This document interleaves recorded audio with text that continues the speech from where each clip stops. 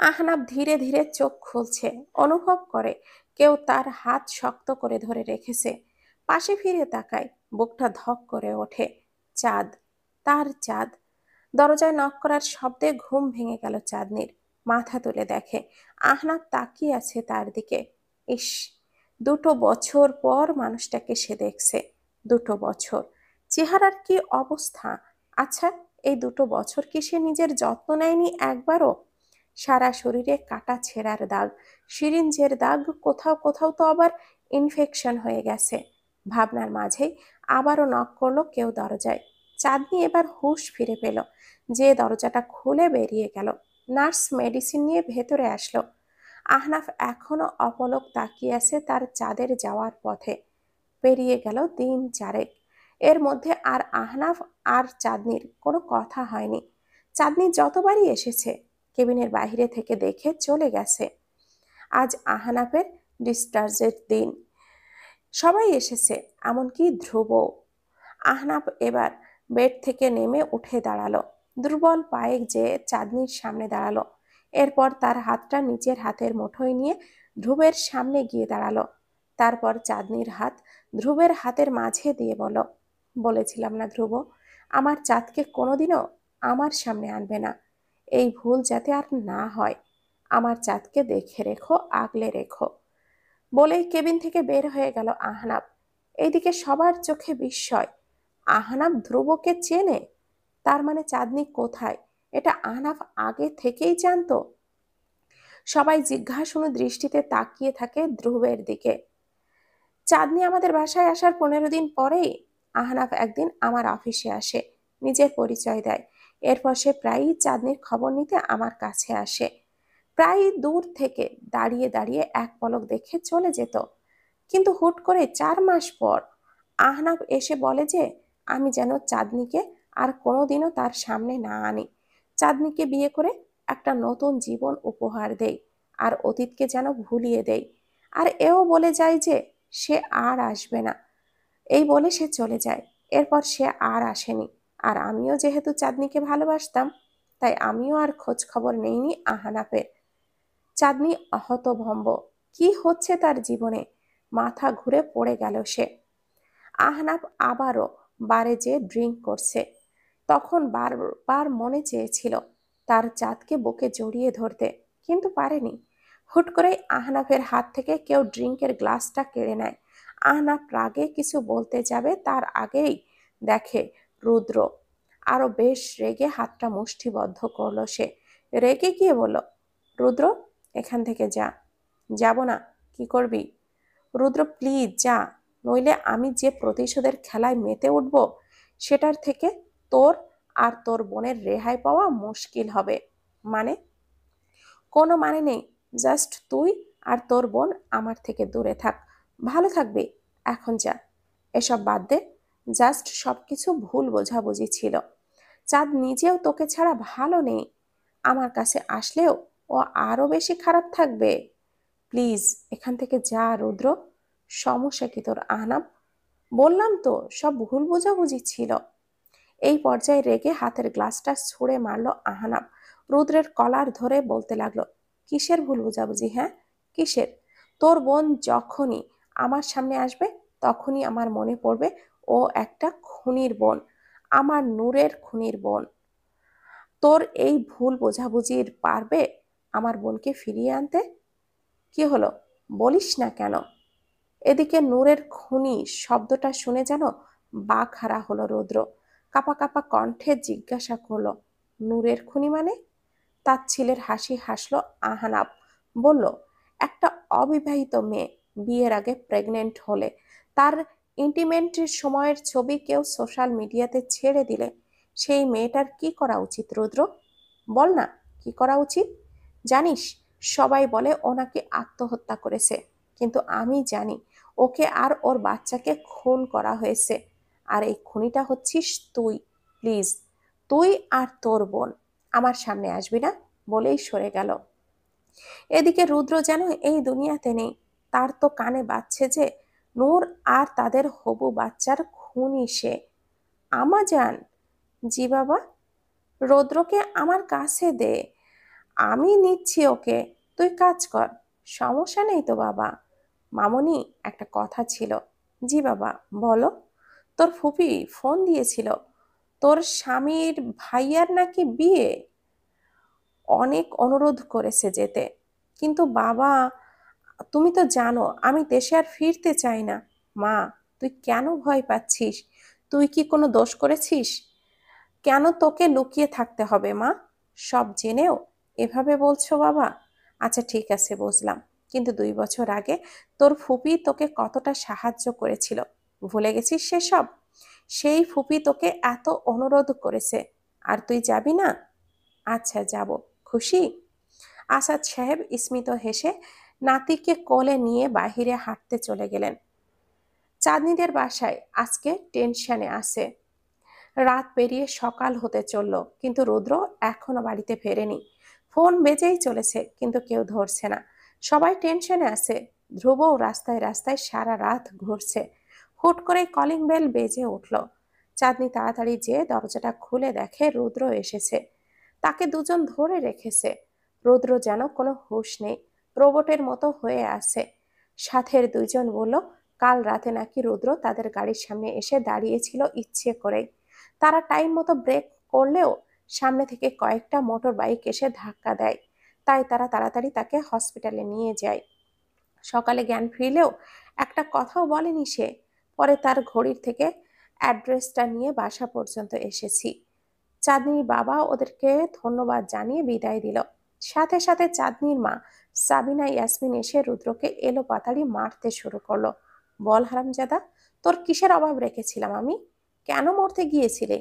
এই পর্যায়ে রুদ্র মাথা তুলে তাকালো, বলল, মা, আমি খুনি মা, আমি খুনি। আমি আমার স্ত্রী আর আমার অনাগত বাচ্চাকে মেরেছি মা। আমার বেঁচে থাকার কোনো অধিকার নেই মা। ওখানে উপস্থিত সবার মাথায় যেন বাজ পড়ল। এ কি শুনছে তারা? সাবিনা বলে উঠলেন, কি পাগলের মতো কথা বলছিস রুদ্র? তোর বিয়ে কবে হলো, আর বাচ্চা? রুদ্র কাঁদতে কাঁদতে বলল, আহনাফের খালাতো বোন নূর আমার বিয়ে করা বউ মা। আহনাফের সাথে আর নুরানি বেগমের সাথে প্রতিশোধ নিতে আমি ওকে বিয়ে করেছিলাম মা। এরপর ওকে আমি ব্যবহার করে ছুঁড়ে ফেলি, আর শহর ছাড়ার আগে ওর বদনামির জন্য নিজের ফেসটা ঢেকে ওর আর আমার ইন্টিমেন্টের ছবি গ্রুপে ছেড়ে দেই। তারপরের দিনই নাকি নূর আত্মহত্যা করেছে মা। আমার সন্তান নাকি ওর গর্ভে ছিল। এই পর্যায়ে চাঁদনি এসে রুদ্রের গালে থাপ্পড় মারে। তারপর বলে, তোদের এই নোংরা প্রতিশোধের খেলায় বলি আমি আর নূর হলাম। আমাদের জীবনটা তুই আর আহনাফ নষ্ট করে দিয়েছিস। আজকের পর থেকে আমার কোনো ভাই নেই। আমার কাছে তুই একজন ক্রিমিনাল ছাড়া আর কিছুই না। আর আহনাফ, ও নিজেও একটা ক্রিমিনাল। তারপর চাঁদ দৌড়ে নিজের রুমে চলে গেল। ধ্রুব এতক্ষণ রুদ্রের পাশেই বসেছিল, চেষ্টা করছিল বন্ধুর মাথা থেকে সুইসাইডের কথাটা সরাতে। জানে না সে পেরেছে কিনা। রুদ্র বারান্দায় বসে স্মোক করছে। নিজেকে পশু মনে হচ্ছে তার। নূর পাখি, আর একটাবার ফিরে এসো, কথা দিচ্ছি। আর কোনোদিনও তোমার চোখের পানি আসতে দিব না। শুধু একটাবার ফিরে এসো। বিড়বিড় করে বলতে বলতেই কেঁদে দিল রুদ্র। আহনাফের ট্রিটমেন্ট এখনো বাকি, তাই নাসির সাহেব 6 মাসের জন্য ঢাকায় বাসা ভাড়া নিয়েছেন। এখানেই আছেন এখন তারা। আহনাফ বেটা, বলেছিলাম কি চাঁদনির বাসায় আবারও প্রস্তাব দেই? মানে, দেখো বাবা, এসব মান অভিমান বাদ দিয়ে এখন নিজের ভালোবাসার মানুষটাকে নিজের করে নে। চাঁদনিও তোকে ভালোবাসে অনেক বাবা। চাঁদনির নামও যদি আর এই বাড়িতে উচ্চারিত হয়, তাহলে আমি বাড়ি ছাড়ব, বলেই হনহন করে রুমে চলে গেল আহনাব। চাঁদ সোনা, আমি তোমার যোগ্য নই রে। শরীরের জায়গায় জায়গায় ঘা হয়েছে, ড্রাগ ছাড়া চলতে পারি না। 2বার স্ট্রোক করেছি, ডাক্তার বলে দিয়েছে বাঁচবে না এভাবে। কিভাবে নিজের হাতে তোর জীবনটা নষ্ট করি আমি বলতো? আর আমাদের ভালোবাসার বলি হয়েছে আমার ওই নিষ্পাপ বোন নূর। ওর লাশের ওপর দিয়ে কিভাবে তোর সাথে সংসার করব চাঁদ সোনা? বলেই মদের বোতলে মুখ দিল আহনাব। আজকাল আহনাফের কেন জানি খুব বাঁচতে ইচ্ছে করে। যেই মৃত্যুকে সে স্বেচ্ছায় গ্রহণ করতে চেয়েছিল, আজকাল সেই মৃত্যুকেই ভয় পেতে শুরু করেছে সে। কেন জানি চাঁদনির সাথে একই পৃথিবীতে বেঁচে থাকতে ইচ্ছে করে তার। সেজন্যই তো 1 মাস হলো নিয়মিত ডাক্তার দেখায়, নিজের যত্ন নেয়, যোগা ক্লাস করে, সাইকোলজিস্টের কাছে যায়। আবার ভয়ও পায় যদি টুস করে মরে টরে যায় আবার। রুদ্র, কই রে তুই? একটু অনাথ আশ্রমে এসেছিলাম। আমার বউ বাচ্চার জন্য ছোটখাটো একটা মিলাদের আয়োজন করেছি। আচ্ছা ঠিক আছে। আর শোন, কাল সৌন্দর্যের ছোট বোনের বিয়ে, সময় মতো বের হোস, ঠিক আছে? আচ্ছা। ফোন রাখতে গিয়েই হুট করেই রুদ্রের চোখ পড়ল একটা 1 বছরের বাচ্চার দিকে। কি মায়াবী! আজ যদি তার বাচ্চাটা বেঁচে থাকতো, তারও তো এরকমই একটা বাচ্চা হতো। চোখের পানি এসে গেল রুদ্রের। আজ পুরো 2 বছর পর বাংলাদেশে আসলো নূর। তার বুকে রুদ্র ঘুমিয়ে। নূরের বাবা গাড়ি আনতে গিয়েছেন। অজানা আতঙ্কে বুকটা কেঁপে উঠল। অতীত যদি আবারও তার সামনে এসে দাঁড়াতো। ধ্রুবের সাথে চাঁদনির ব্যবসার কিছু কাঁচামাল কিনতে এসেছে দোকানে, আর ওর সামনেই বিল্ডিং এর আহনাফের কাউন্সিলিং এর জন্য আসছে। আজও এসেছে আহনাফ। ডক্টরের ওয়েটিং রুমে ওয়েট করতে করতে হুট করে জানালা দিয়ে তার চোখ যায় সামনের দোকানে। চাঁদনি আর ধ্রুব কোনো একটা বিষয় নিয়ে খুব হাসছে। এদিকে রাগে হাতটা মুষ্টিবদ্ধ করে আছে আহনাফ।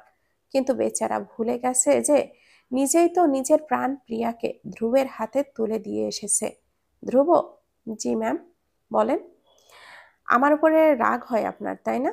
ও মা, রাগ কেন হবে? এই যে আপনাকে বিয়ের আসরে ফেলে চলে গিয়েছিলাম, আমি তো অন্যায় করেছিলাম। ধ্রুব ধ্রুব কিঞ্চিত হেসে বলল, চাঁদ, ভালোবাসার মধ্যে কখনো কোনো বিনিময় বা প্রথা থাকতে নেই। আমি তোমাকে ভালোবাসি, এর মানে এই না যে তোমাকেও আমাকে ভালোবাসতে হবে। আর আমি তো সব জেনেই তোমাকে বিয়ে করতে গিয়েছিলাম যে তোমার মনে অন্য কারোর বাস। চাঁদনি এবার ধ্রুবের মুখের দিকে তাকালো। মানুষটা এত ভালো কেন? একটা মেয়ে নিজের লাইফ পার্টনার হিসেবে এমনই একজন পুরুষ চায়। তখন চাঁদনির মাথায় তার মায়ের বলা কথাটা আসে, বিয়ে করো তাকে যে তোমাকে ভালোবাসে, তাকে নয় তুমি যাকে ভালোবাসো। জমকালো আয়োজনে সাজানো হয়েছে সৌন্দর্যের বাড়ি। সৌন্দর্য ধ্রুবের ভার্সিটির বন্ধু। ধ্রুব আর রুদ্র মাত্রই পৌঁছালো সেখানে। কিরে, এত লেট কেন তোরা? আরে বলিস না, এই ধ্রুব নাকি সাজতে গিয়ে দেরি করাইছে। তিনজনেই হেসে দিল। তিন বন্ধু খুন ছুটিতে মেতে উঠল। নূর, তাড়াতাড়ি রেডি হ, বরযাত্রী বের হবে এক্ষুনি। জি ফুপিমণি, আমি রেডি। রৌদ্রকে রেডি করিয়ে বের হচ্ছে এক্ষুনি। সবাই বিয়ে বাড়ি আনন্দে মশগুল। কিন্তু এই মানুষগুলো কি জানে আজকে তাদের জীবনে ঝড় উঠবে? দেওয়ালের সাথে চাঁদনিকে চেপে ধরে আছে আহনাব। আর চাঁদনিও ছোটার জন্য তখন থেকেই ছটফট করছে। চাঁদনি যত ধস্তাধস্তি করছে, আহনাব তত বেশি কাছে যেয়ে ওকে চেপে ধরেছে। অবশেষে হার মানে চাঁদনি। আহনাব যতই অসুস্থ হোক না কেন, ওর শক্তির কাছে চাঁদনি জিরো। আহনাব চাঁদনির মাঝে মনে হয় আর 1 ইঞ্চিও ফাঁক নেই। আহনাবের গরম নিঃশ্বাস চাঁদনির গালে ঠোঁটে পড়ছে। রাগান্বিত কণ্ঠে জিজ্ঞাসা করলো, ধ্রুবের সাথে তোর এত কি? চাঁদনির সাথে সাথে মুখ ঘুরিয়ে নেয়, কড়া স্বরে বলে ওঠে, সমস্যা কি আপনার? এভাবে একটা মেয়েকে বিনা অধিকারে স্পর্শ করতে পারেন না, এগুলো অভদ্রতা। ছাড়েন আমাকে।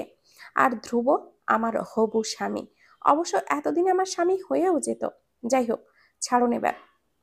আহনাব করুণ চোখে তাকালো চাঁদনির দিকে। একটু দূরত্ব থেকে জিজ্ঞাসা করলো, কোনো অধিকার নেই আমার চাঁদ? চাঁদনি আগের মতোই কড়া স্বরে বলল, না নেই। সত্যি বলতে, সেই দিন হসপিটালে আপনার জ্ঞান আসার আগ পর্যন্ত ছিল অধিকার। কিন্তু সেই দিন হসপিটালে যখন আপনি নিজের হাতে আমার হাতটা ধ্রুবের হাতে দিলেন, ঠিক তখন থেকেই আপনার প্রতি আমার ভালোবাসাটাও মরে গেছে। তুমি ভুল বুঝছো চাঁদ। সেদিন ওসব করার পেছনে কারণ ছিল চাঁদ। আসলে জানো তো আহনাব, ভুল শুদ্ধ দুটোর চিন্তায় বাদ দিয়েছি বহু আগে। তুমি বলো না আহনাব, যে রুদ্র ভাই নূরের মৃত্যুর জন্য দায়ী। আসলে সত্যিটা কি জানো? তুমি নিজেই নূরের খনি। আজ এতগুলো মানুষের জীবন নষ্টের একমাত্র কারণ হচ্ছে তুমি। আহনাব মাথা নিচু করে কথা শুনছে চাঁদনির অভিযোগ। চাঁদনি আবারও রুষ্ট কণ্ঠে বলল, নূর তোমার খালাতো বোন ছিল, তবুও তোমার এত কষ্ট হচ্ছে। তাহলে ভাবো তো, আমি তো রুদ্র ভাইয়ের আপন বোন। সেদিন হসপিটালে যখন মৃত্যুর সাথে লড়াই করছিলাম, আমার ভাইয়ের কেমন লেগেছিল। আজ তুমি রুদ্র ভাইকে ব্লেম করো যে নূরের মৃত্যুর জন্য সে দায়ী। তাহলে সেদিন যদি হসপিটালে আমি মরে যেতাম, তখন কে দায়ী হতো আহনাফ? আসলে জানো তো, তোমরা মা ছেলে সবগুলোই একই, শুধু নিজেদের কথাই ভাবো, নিজেদের কষ্টের কথাই ভাবো। কিন্তু অন্যরা কোন সিচুয়েশনে আছে তা তোমরা কোনো দিনও ভাবোনি। আর হ্যাঁ, ভুলেও আমার সামনে আর আসবে না। তোমার মতো কাপুরুষকে আমি আর আমার জীবনে চাই না, যে প্রথমে মায়ের দোহাই দিয়ে আমাকে ছেড়েছে, আর আবার একবার মৃত বোনের দোহাই দিয়ে। বলেই হনহন করে চলে গেল চাঁদনি।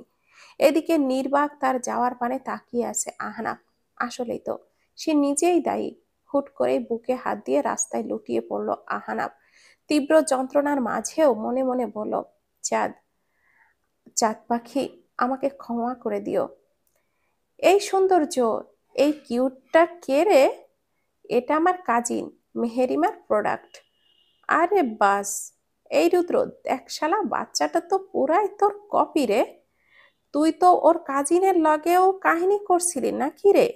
বলেই ধ্রুব চোখ মারল।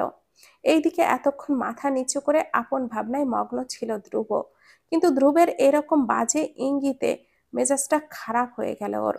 রাগে চলে যেতে গেলেই ধ্রুব ওর হাতটা টেনে ধরে পাশ থেকে হুট করে বাচ্চার কান্নার শব্দে সেই দিকে তাকিয়ে নিজেই তবদা খেয়ে যায় রুদ্র। মানে কেমনে কি?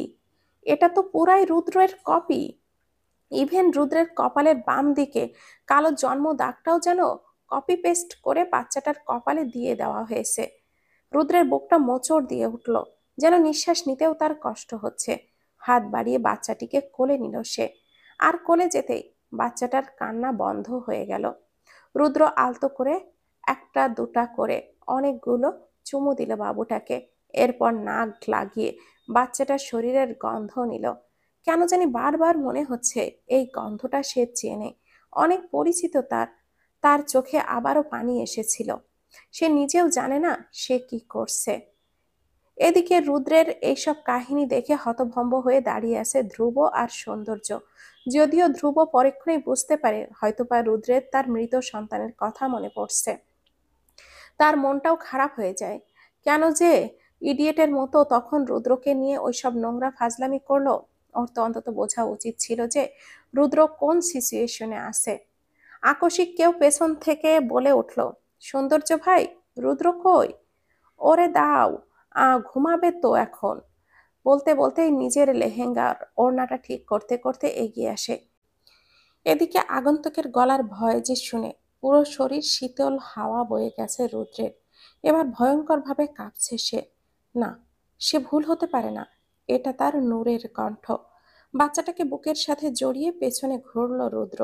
এরপর এবার যেন রুদ্রের মনে হচ্ছে সে এই দুনিয়াতে নেই। কি দেখছে সে? কাকে দেখছে? আরে, কি করছো সৌন্দর্য ভাই? কই বাবু? বলেই সামনে তাকাতেই পা থেমে গেল নূরের। যেই অতীত থেকে পিছু ছাড়তে 2 বছর ধরে দেশের বাহিরে এসে সেই অতীত তার জীবনটাকে শেষ করে দিল, আজ আবারও সে অতীত তার সামনে দাঁড়িয়ে। এরপর দ্বিতীয় দফায় অবাক হলো রুদ্রের কোলে রৌদ্রকে চুপচাপ ঘুমিয়ে থাকতে দেখে। তবে এই অবাক হওয়ার রেশ বেশিক্ষণ থাকলো না। অতীতের কথা মনে করে তার পুরো মন ঘৃণায় ছেয়ে গেল।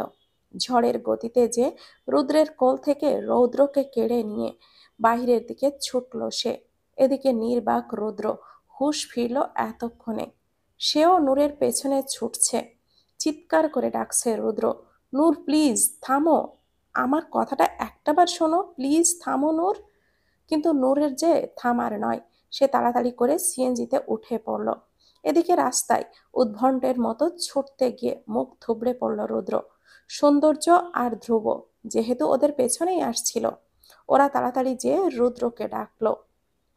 রুদ্র কাঁদতে কাঁদতে বলতে লাগলো, ধ্রুব, ও থামার, আমার নূরকে প্লিজ, আমার বাচ্চাটাকে এনে দে প্লিজ, আমি মরে যাব ওদের ছাড়া। সৌন্দর্য আর ধ্রুব যেন আকাশ থেকে পড়ল। এদিকে ধ্রুব অবাক, নূর বেঁচে আছে শুনে। অন্যদিকে সৌন্দর্য অবাক, মেহেরিমা মানে নূর রুদ্রের বউ শুনে। সৌন্দর্য এবার বলল, রুদ্র আমি জানি না তোর আর মেহেরিমার মাঝে কি হয়েছে। ও আমার দুঃসম্পর্কের কাজিন। আমাদের বাসায় আছে আঙ্কেল আর মেহেরিমা। এখন ওকে একা থাকতে দে, তারপর ওর কাছে যাস। রুদ্র মাথা নাড়ালো, বুঝলো সে। ওরা দুজন রুদ্রকে নিয়ে গাড়িতে উঠিয়ে দিল। কি করস ধ্রুব? রুদ্র মেহেরিমার সাথে এত নোংরা কাজ করেছে? সরি দোস্ত, আমি নিজেও আর চাচ্ছি না মেহেরিমা এই বাচ্চাটাকে আর ক্ষমা করুক। পিচ্চাস একটা! কিভাবে পারলো এভাবে একটা নির্দোষ মেয়ের জীবন নষ্ট করতে? সৌন্দর্য প্লিজ, বাচ্চাদের মতো কথা বলিস না। মানছি রুদ্র ভুল করেছে, কিন্তু ওই সময় ও যা করেছিল সব রাগের মাথায়। ওর বোনের সাথে যা হয়েছিল সেটাই তো ঠিক ছিল না। ওয়াও ধ্রুব, একটা পাপ কাজকে তুই জাস্টিফাই করছিস? করছি না জাস্টিফাই পাপ, আমি জাস্ট বলছি রুদ্র অনুতপ্ত। ও নিজের ভুল বুঝতে পেরেছে। ও যে কি অনুশোচনায় ভুগছে আমি দেখেছি। আর ও নূরকে কতটা ভালোবাসে, আমার থেকে ভালো সেটা কেউই জানে না। আর ভাই, প্রত্যেকটা মানুষ লাইফে একটা সেকেন্ড চান্স ডিজার্ভ করে। আর বাচ্চাটার কথাও একবার ভাব, ওরও তো একটা সুস্থ পরিবার পাওয়ার অধিকার আছে। ওকে কোনো সেকেন্ড চান্স ও ডিজার্ভ করে না। সরি ভাই, এসবে আমি তোকে বা ওই জানোয়ারটাকে কোনো হেল্প করতে পারবো না। আরে ভাব, তুই এইসব আমার এগুলো কি কাহিনী শুরু করলি? প্লিজ বোঝ। আর তুই তো জানিসই রুদ্র কেমন ছেলে। কোনো দিন কি ওর মধ্যে কোনো খারাপ কিছু দেখেছিস? সৌন্দর্য চুপ করে বসে আছে, তারপর বলল, ঠিক আছে, চেষ্টা করব। বলেই চলে গেল সে। ধ্রুব বাসার দিকে রওনা দিল। অনুষ্ঠানে ফেরার পথে মন নেই আর সে। কলিং বেলের শব্দে মিসেস রোমা যে দরজাটা খুলে দিল, কিন্তু সামনে তাকিয়ে দেখে বিধ্বস্ত রূপে দাঁড়িয়ে আছে রুদ্র। দরজা লাগিয়ে রুদ্রের কাঁধে হাত রাখতেই আচমকা মায়ের পা জড়িয়ে চিৎকার করে কাঁদতে লাগলো সে। চাঁদনি আর ওর বাবাও কান্নার শব্দে দৌড়ে আসলো। ভাইয়ের এই অবস্থা দেখে নূরেরও ভয়ে গলা শুকিয়ে গেল। যতই রেগে থাকুক, কিন্তু ভাইকে যে প্রচন্ড ভালোবাসে সে। রুদ্র বিলাপ করে বলতে লাগলো, মা, আমার নূর বেঁচে আছে। আমার বাচ্চাটাও বেঁচে আছে মা। বাচ্চাটাকে আমি আমার বুকে রেখেছিলাম মা, কিন্তু আমি তো জানতাম না ওটা আমার বাচ্চা ছিল। না হলে ওকে নিয়ে যেতে দিতাম না মা। আমার বউ বাচ্চা আমার কাছে এনে দাও না মা। বিশ্বাস করো, আমি আর কোনো দিনও কিচ্ছু চাইবো না। এবার যেন বাসায় আরেকবার বিনা মেঘে বজ্রপাত শুরু হলো সবার মাথায়। কি হবে এবার? নূর কি ফিরে আসবে, নাকি আবারও অজানায় হারিয়ে যাবে? আর আহনাফ, সে কোথায়? আহনাফ বাবা, কিছু একটা মুখে দে। মা প্লিজ যাও এখান থেকে। বাবা, তোর শরীরটা দুর্বল, ডাক্তার তোকে খেতে বলেছে। বা মা, নিজেই আমাকে মৃত্যুর মুখে ঠেলে দিয়ে আজ এসেছো আমার যত্ন নিতে। আহনাফের মা আর কিছু না বলে চোখ মুছতে মুছতে রুমের বাহিরে চলে যান। এদিকে আহনাফ তাকিয়ে আছে জানালার বাহিরে, ওই বিশাল আকাশের দিকে। তবে কি চাঁদনিকে সে হারিয়ে ফেলল? আজকে সন্ধ্যায় যখন আহনাফ জ্ঞান হারিয়ে রাস্তায় লুটিয়ে পড়ে, তখন কিছু পথচারী তাকে হাসপাতালে নিয়ে যায়। ডাক্তার বলেছে শরীরের যত্ন না নিলে যে কোনো সময় যে কোনো কিছু হয়ে যেতে পারে। কিন্তু আহনাফের যে সেই দিকে কোনো খেয়ালই নেই। সে তো শুধু তার চাঁদনিকে চায় এখন। চাঁদনিকে ছাড়া যে সে অসম্পূর্ণ, তার বেঁচে থাকা অর্থহীন। এই 2টা বছর যে সে নিজেও মরেছে, বারবার আত্মহত্যার চেষ্টা করেছে।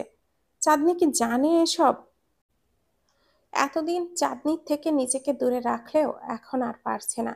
লোভী মনটা যে তার প্রেয়সীকে অন্য কারোর হতে দিবে না।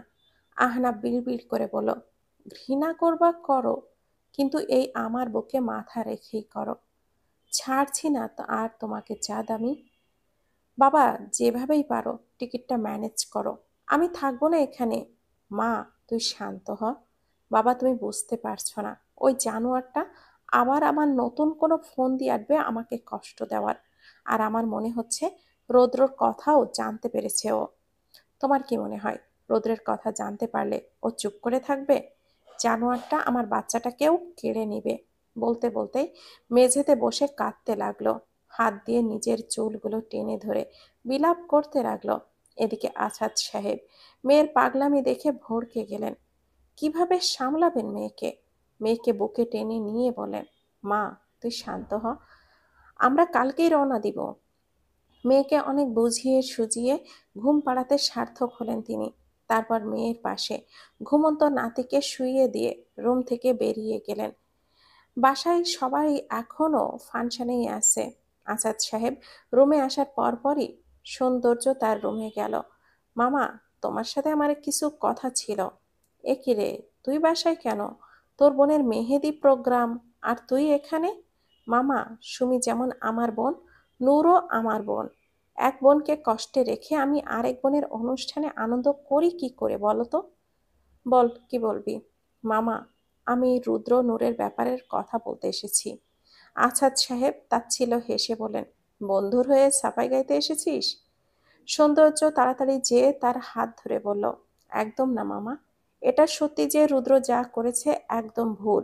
শুধু ভুল না, পাপ ছিল এটা। কিন্তু মামা, রুদ্রর কথাটাও একবার ভাবো। ছেলেটা নিজেই ওর সময় মানসিকভাবে অসুস্থ ছিল। মামি আর মামা মিলে বোনের জন্য তারা কোন হসপিটালে মৃত্যুর সাথে লড়াই করছিল সবই তো জানো। এই অবস্থায় সে নিজেও বোঝেনি যে সে কত বড় পাপ করতে যাচ্ছে। কিন্তু মামা, রুদ্র অনুতপ্ত। আর প্রত্যেকটা মানুষই তো একটা সেকেন্ড চান্স ডিজার্ভ করে, তাই না? আর দেখো, রৌদ্রও তো বাবার ভালোবাসার দরকার আছে। আর রৌদ্রকে আমি চিনি, ছেলেটার কোনো খারাপ দোষ নেই। তখন পরিস্থিতির চাপে হয়তো ভুল করে ফেলেছিল, কিন্তু আমার বিশ্বাস ও একজন ভালো স্বামী আর বাবা দুটোই হতে পারবে। এখন আপনি বাকিটা ভেবে দেখেন। বলেই সৌন্দর্য চলে গেল। এদিকে ভাবনায় ফেলে গেল আসাদ সাহেবকে। আসলেই তো, তার মেয়েটাও তো এখন সুস্থ সংসার পাওয়ার অধিকার রাখে। তার নাতিরও অধিকার আছে বাবার ভালোবাসা পাওয়ার। রুদ্র কাল সারা রাত ঘুমায়নি। সকাল হতে রেডি হচ্ছে নূরের কাছে যাবে বলে। পারলে তখনই নূরের পাটা ধরে বসে থাকবে যতক্ষণ না নূর ওকে মাফ করছে।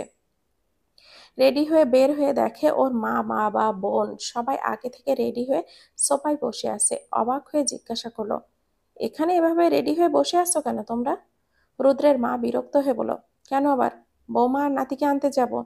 দরকার নেই মা, আমি যাচ্ছি। পাশ থেকে চাঁদনি টিপ্পনি কেটে বলল, মা, তোমার এই অভদ্র ছেলেকে বলে দাও, ভাবি ওর মুখ দেখলে বাসায় আসা তো দূরের কথা, এই দেশেই আর থাকবে কিনা সন্দেহ। রুদ্র শান্ত কণ্ঠে বলল, মা, বোঝার চেষ্টা করো। নূর এমনিতেই রেগে আছে, তোমাদেরকে যদি উল্টাপাল্টা কিছু বলে বসে। এবার শফিক সাহেব বলেন, তুই যা কাজ করেছিস সে কি চুপ করে থাকবে? আর এসব কথা বাদ দে, দেরি হচ্ছে, আমার নাতিটাকে দেখার জন্য মনটা ছুটেছে আমার। রুদ্র সবার আগ্রহ দেখে সম্মতি দিল। আড়ালে হাসলেও কজনের ভাগ্যে জোটে এরকম সাপোর্টিভ একটা পরিবার, যারা ছেলের সুখের জন্য গালি খেতেও রাজি। রুদ্রও বুঝেছে তার মা, বাবা, বোন যে সারা রাত জেগেছিল। তবে কি সুখ আসছে, নাকি আবারও কোনো ঝড়ের এলোমেলো হয়ে যাবে সব? বাবা, আজকে রাতেই ফ্লাইট কনফার্ম হয়েছে। সকাল সকাল সবাই মিলে নাস্তার টেবিলে বসেছিল।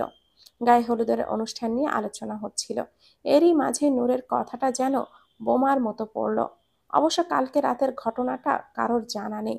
সবাই তো এঙ্গেজমেন্ট অনুষ্ঠানের ওখানে ছিল।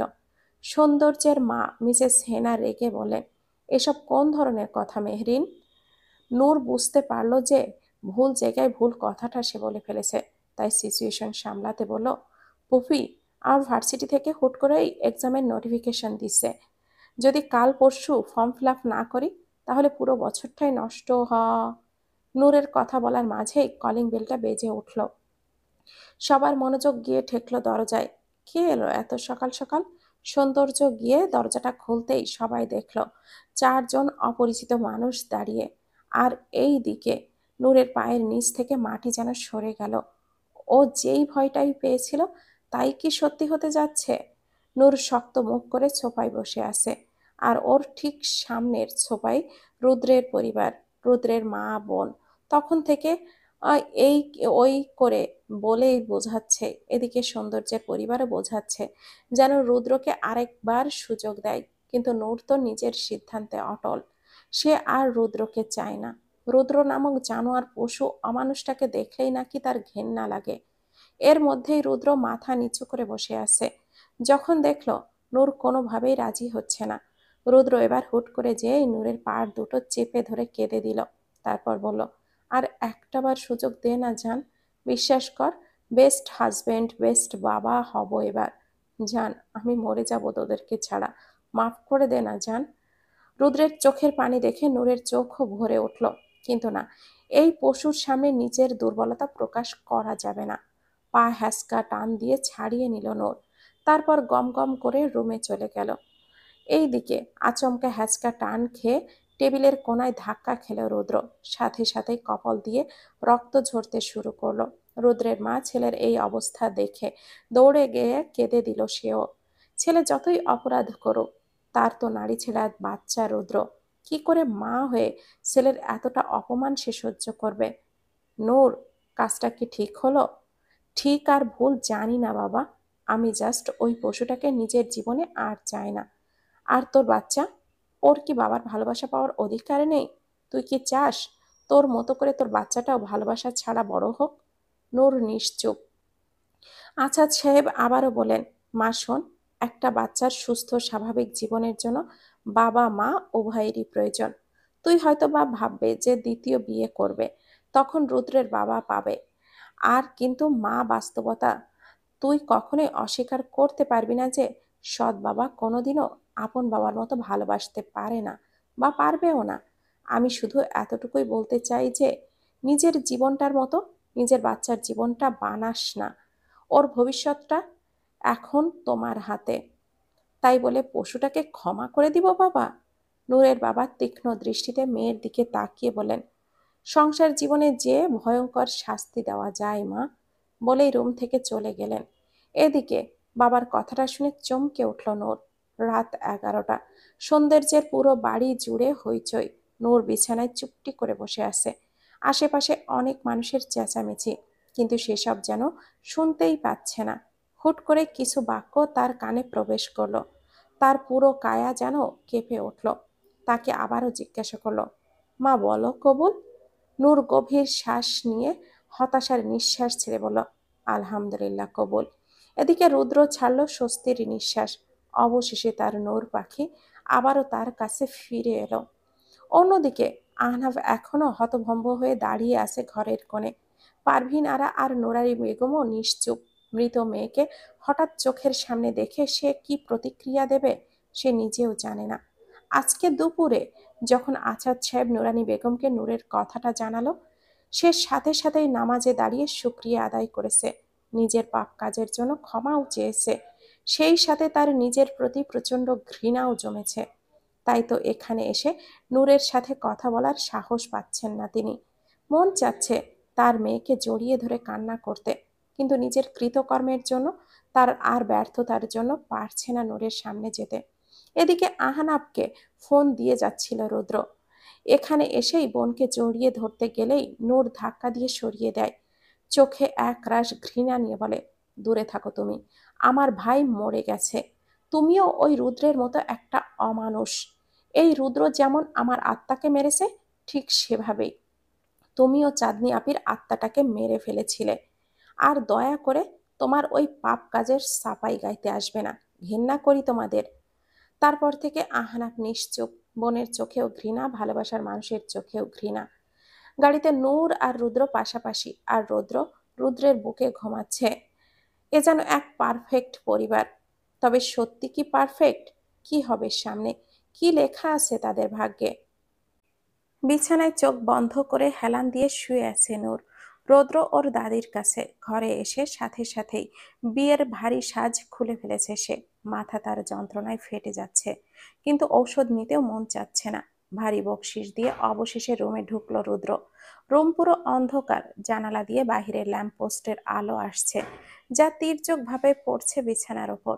দেখে বিছানায় গুটিসুটি মেরে আধ শোয়া হয়ে আছে নূর। রুদ্র ধীর পায়ে যে লাইটটা অন করলো। এদিকে নূর এখনো নির্বিকার। রুদ্র দেখলো নূর সুতি রংচটা থ্রি পিস পরে আছে। চুলের পানি দিয়ে বালিশ ভিজে গেছে। রুদ্র বারান্দা থেকে তোয়ালেটা নিয়ে নূরের কাছে এগিয়ে গেল। যেই কিনা নূরের চুলে হাত দিতে যাবে, নূর ঝট করে চোখটা মেলে তাকালো। এরপর রুদ্র নিজেও হতবাক, কি থেকে কি হলো। তার মুখের কথা যেন ফুরিয়ে গেছে। সে অবাক চোখে তাকিয়ে আছে নূরের পানে। এইদিকে নূর চিল্লিয়ে বলে উঠল, জানোয়ারের বাচ্চা, আরেকবার যদি দেখেছি আমার আশেপাশে আসছিস, এবার তো শুধু থাপ্পড় মেরেছি, নেক্সটে লোক ডাকবো। এরপর বালিশ নিয়ে রুদ্রের মুখে ছুঁড়ে বলল, কোথায় শুবে জানি না, কিন্তু আমার আশেপাশে আসারও সাহস দেখাবি না। নূর, আমার কথাটা শোনো, যাবি তুই, নাকি আমি এই রুম থেকে বের হব? বাহিরে মেহমান, তাই রুদ্র নিজেও চায় না এটা নিয়ে সিন ক্রিয়েট হোক। তাই বালিশ নিয়ে বারান্দায় শুয়ে পড়ল। ভাগ্যের কি নির্মম পরিহাস, আজ দুটো মানুষ এক হয়েও তাদের মাঝে এত দূরত্ব। এদিকে নূরের চোখেও পানি। যতই রাগ করুক বা ঘৃণা করুক, ঘৃণার মাঝেই যে মানুষটাকে আজও সে প্রচন্ড ভালোবাসে, তা তো সে অস্বীকার করতে পারবে না। এদিকে রুদ্রের চোখেও পানি। সে আজ যে তার নূর পাখিকে চিনতে পারছে না। অবশ্য দোষটা তো তারই। সে নিজেই তার নূর পাখিকে এতটা কঠোর বানিয়ে ফেলেছে। রুদ্র মনে মনে বলল, তোমার ঘৃণা মেনে নিতেও আমি রাজি, তবু আমার হয়েই থেকো নূর। চাঁদনি ছাদে একা একা দাঁড়িয়ে আছে। জীবন নিয়ে বড্ড বেশি দ্বিধায় সে। কি করবে? যে মানুষটা নিজের মায়ের কথায় তাকে ছেড়েছিল, তাদের 8 বছরের ভালোবাসাকে নিমিষে পায়ের নিচে পিষে ফেলেছিল, তাকে বেছে নিবে? নাকি সেই মানুষটাকে, যে বন্ধুত্বের হাত বাড়িয়ে তাকে নতুন জীবন দিয়েছে, নতুন করে বাঁচতে শিখিয়েছে? ভাবতে পারছে না চাঁদনি কি সিদ্ধান্ত সে নিবে। হুট করে পেছন থেকে তার অতি পরিচিত ডাক শুনতে পেল। বুঝলো সে এসে দাঁড়িয়েছে পেছনে। আজও মানুষটাকে সে অনুভব করে। আহানাব আবারও ডেকে উঠল, চাঁদ।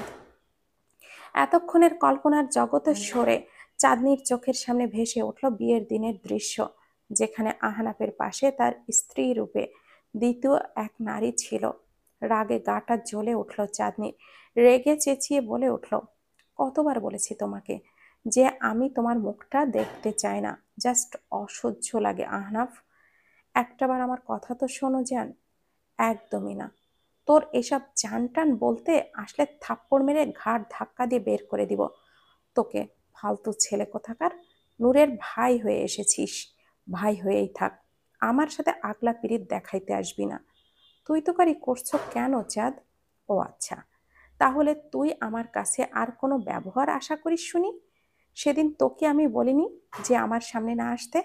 আমি লাইফে মুভ অন করেছি।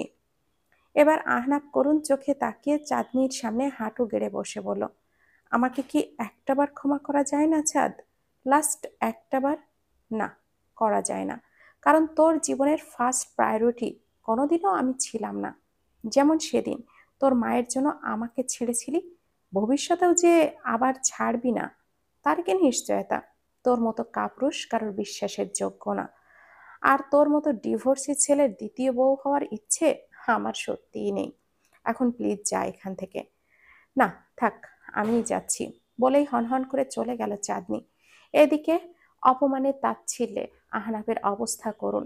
এই চাঁদকে সে চেনে না, এ তো তার চাঁদ না। চাঁদ, প্লিজ ফিরে এসো, তোমাকে ছাড়া আমি বাঁচবো না চাঁদ। কাঁদতে কাঁদতে আকাশের দিকে তাকিয়ে কথাগুলো বলল আহনাব। কি হবে এই ছন্নছাড়া জীবনগুলোতে? কে জানে আবার কি নতুন কোনো ঝড় বয়ে আসছে তবে। 2 মাস অতিবাহিত হয়েছে। রুদ্র নূরের সম্পর্ক এখনো কোনো উন্নতি হয়নি, ঠিক আগের মতোই। নূর বারান্দায় উদাস ভঙ্গিতে বসে আছে, রুদ্র ওর ফুপির কাছে। এর মধ্যে নূরের মা দুবার এসেছিল, কিন্তু নূর কথা না বলে রুমে ঢুকেছিল। মাথা নিচু করে নুরানী বেগম প্রস্থান করেন সেবার। এই নিয়ে নূরের বাবা আসাদ সাহেবও বেশ ক্ষেপেছেন নূরের ওপরে। মানছে সে নুরানী বেগম একটা সময় অনেক বড় ভুল করেছেন, কিন্তু সে তো এখন অনুতপ্ত, মা হয়ে মেয়ের পা পর্যন্ত ধরেছে। তবু মন গলল না নূরের। এবার যা হচ্ছে তা বেশি বেশি হচ্ছে। রাগ করে আজ 7 দিন হলো আসাদ সাহেব নূরের সাথে কোনো প্রকার যোগাযোগ করেন না। স্ত্রী তার যতই খারাপ হোক, সে প্রচন্ড ভালোবাসে তাকে। সবচেয়ে বড় কথা হলো নুরানী বেগম অনুতপ্ত। বারবার যে মেয়ের সামনে মাথা নত করেছে, কিন্তু মেয়ে হয়ে মাকে এভাবে বারবার ফিরিয়ে দিয়ে যে অপমান নূর করছে, সেটার কোনো ক্ষমা হয় না। এরপর হয় নূর যে ওর মায়ের কাছে ক্ষমা চাইবে, না হয় আসাদ সাহেব আর কোনোদিনও নূরের মুখও দেখবে না। পুরনো কথাগুলো আমি ভাবছিল নূর। সে নিজেও জানে না সে কি করবে। এই যে সেদিন মাকে অপমান করলো, সে কি কাঁদেনি? বাথরুমে ঢুকে মুখে তোয়ালে চেপে ধরে কেঁদেছে সে। রুদ্রের সাথে যে কুকুরের মতো আচরণ করে, এতে রুদ্র যতটা না কষ্ট পায়, ওর চেয়ে হাজার গুণ কষ্ট বেশি পায় নূর। সে কেন জানি পারছে না মাফ করতে কাউকে। বারবার সেদিনের বিকেলের দৃশ্যর কথা মনে পড়ে যায়, যখন এলাকার সবাই তার ভাইরাল হওয়ার ছবি নিয়ে নোংরা নোংরা কথা বলেছিল। কেউ কেউ বলেছিল, ইস মামা, মেয়েটার উপরে যদি চাদরটা না থাকতো, খাসা একটা ফিগার দেখতে পাইতাম। এগুলো কি? এর চেয়েও ভয়ঙ্কর আরো নোংরা কথা হয়েছিল নূরকে উদ্দেশ্য করে। আর মা ছোটবেলায় যখন জ্বরে পড়তো, কোনোদিনও মাকে পাশে পায়নি। শুধু সেটা কেন, কোনো সময়ই তার মা তার পাশে ছিল না। উল্টো কেউ ওর নামে বিচার দিলে সত্য মিথ্যা যাচাই না করে এসে নূরকে মারতো, নোংরা ভাষায় গালি দিত। একটা সময় মায়ের মায়ের ভয়ে নূর কারোর সাথে মেশাই বন্ধ করে দিল। একা একাই রুমে থাকতো, যেন এটাই তার জগৎ। আসলে সবকিছু মিলিয়ে মানসিক রোগীতে সে পরিণত হয়েছে। অতীতের ভয়ঙ্কর দিনগুলো মনে পড়লেই সে আর নিজেকে সামলাতে পারে না। ভাবি, হুট করে চাঁদনির ডাকে হুঁশ ফিরল নূরের। তাড়াহুড়ো করে চোখ মুছে বলল, আরে চাঁদ আপি, আসো বসো। দেখছো না, সকাল থেকে রুম গোছানোই হয়নি, সারা ঘর এই পাজিটার খেলনায় ভর্তি। চাঁদনি হেসে নূরের পাশে বসলো, তারপর বলল, ভাইয়াকে তো মাফ করে দিলেও পারো ভাবি। নূর তাচ্ছিলের হেসে তাকালো চাঁদনির দিকে, বলল, তুমি পেরেছো আহানাব ভাইকে মাফ করতে? নূর আবারও বলল, আপি, তোমার ভাই আমার সাথে যা করেছে, তার এক সিকি পরিমাণও তো আমার ভাই তোমার সাথে করেনি। আমার ভাই তো জাস্ট বিয়ের দিন বিয়েটা ভেঙেছে, আর তোমার পক্ষে মুভ অন করাটা অতটাও ইজি ছিল না। অবশ্য করেছে ও। ধ্রুব ভাই তোমার বর্তমান, কিন্তু আমার কথা একটাবার ভেবে দেখেছো? 5-5টা বছরের সম্পর্ক ছিল তোমার ভাই আর আমার। তোমার ভাই জানতো আমার অতীত সম্পর্কে, যে ছোট থেকে কতটা ট্রমার মধ্যে আমি বড় হয়েছি। তোমার ভাই জানতো, তার জন্য আমি হাসি মুখে নিজের জীবনটা দিতেও রাজি ছিলাম। তোমার ভাই জানতো, সে আমাকে ছেড়ে দিলে আমি বাঁচবো না। কিন্তু সে কি করলো? আমার এই নিষ্পাপ মনটা নিয়ে খেললো, বিয়ের নামে আমার শরীরটা ভোগ করলো। এরপর বিয়েটাকেই অস্বীকার করে সে চলে গেল। চাঁদাপি, জানো তো, আমি সেদিন সুইসাইড করতে গিয়েছিলাম, কিন্তু যখন জানতে পারলাম যে আমি প্রেগনেন্ট, আমি আর পারিনি আমার অনাগত বাচ্চাটাকে মারতে।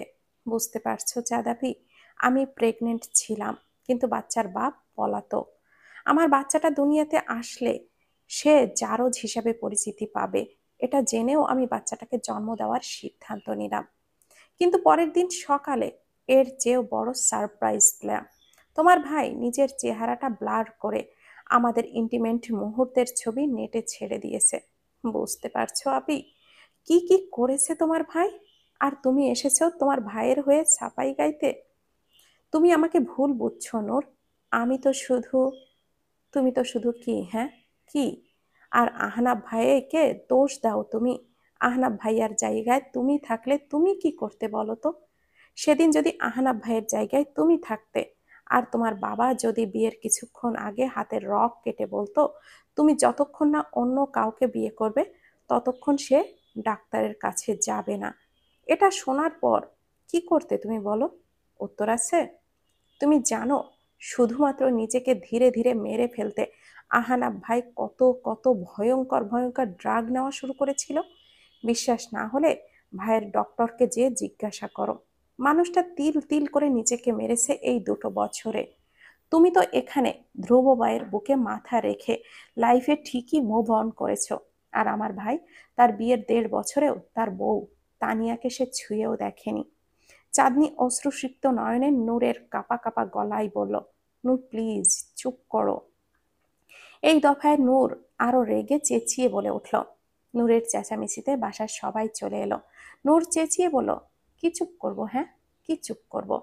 তোমরা ভাই বোন চরম লেভেলের স্বার্থপর। তোমরা শুধু বোঝো নিজেদের কষ্ট।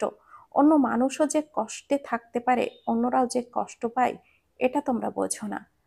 চাঁদনিকে কাঁদতে দেখে রুদ্র এগিয়ে এলো। ক্রোধে নূর বলল, তোমার সমস্যাটা কি নূর? তোমার আমার সাথে সমস্যা, আমাকে বলো। আমাকে অপমান করো, আমার পরিবারকে এসবের মাঝে কেন আনছো? নূর এবার তাচ্ছিল্য হেসে বলল, তোমার পরিবার? সিরিয়াসলি? তাহলে আমি কে রুদ্র? রুদ্রের বুকটা আবারও মুচড়ে উঠল। কি বলে ফেললো সে? তার ভাবনার মাঝে আবারও নূর বলল, আমি জানতাম তুমি কোনো দিনও পরিবর্তন হবে না। এখনো যদি তোমাকে তোমার পরিবার আর আমার মাঝে কোনো একটাকে চুজ করতে বলে, তাহলে তুমি আবারও তোমার পরিবারকেই চুজ করবে রুদ্র। আবারও কখনো যদি আমার পরিবারের জন্য তোমার পরিবারের কোনো ক্ষতি হয়, তবে তুমি আমার উপরেই প্রতিশোধ নিবে। আসলে তোমার ফার্স্ট প্রায়োরিটি সবসময় তোমার পরিবারই থাকবে রুদ্র। আমি শুধুমাত্র সেকেন্ড অপশন। বলেই তাচ্ছিল্য হাসলো নূর। চাঁদনি পরিস্থিতি সামলাতে বলল, নূর ভুল বুঝছো তুমি। নূর যেন আজ আর নিজের মধ্যে নেই, চেঁচিয়ে বলল, এই তুই চুপ থাক। আমার আর আমার ভাইয়ের জীবনের সবচেয়ে বড় অভিশাপ হলি তোরা দুই ভাই বোন।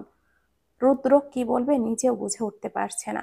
রুদ্রের মা এগিয়ে এসে বলল, নূর মা প্লিজ শান্ত হও, বাহিরের মানুষ শুনবে তো। শুনলে কি হবে রে? তোদের এই সম্মানে যাবে, তাই তো?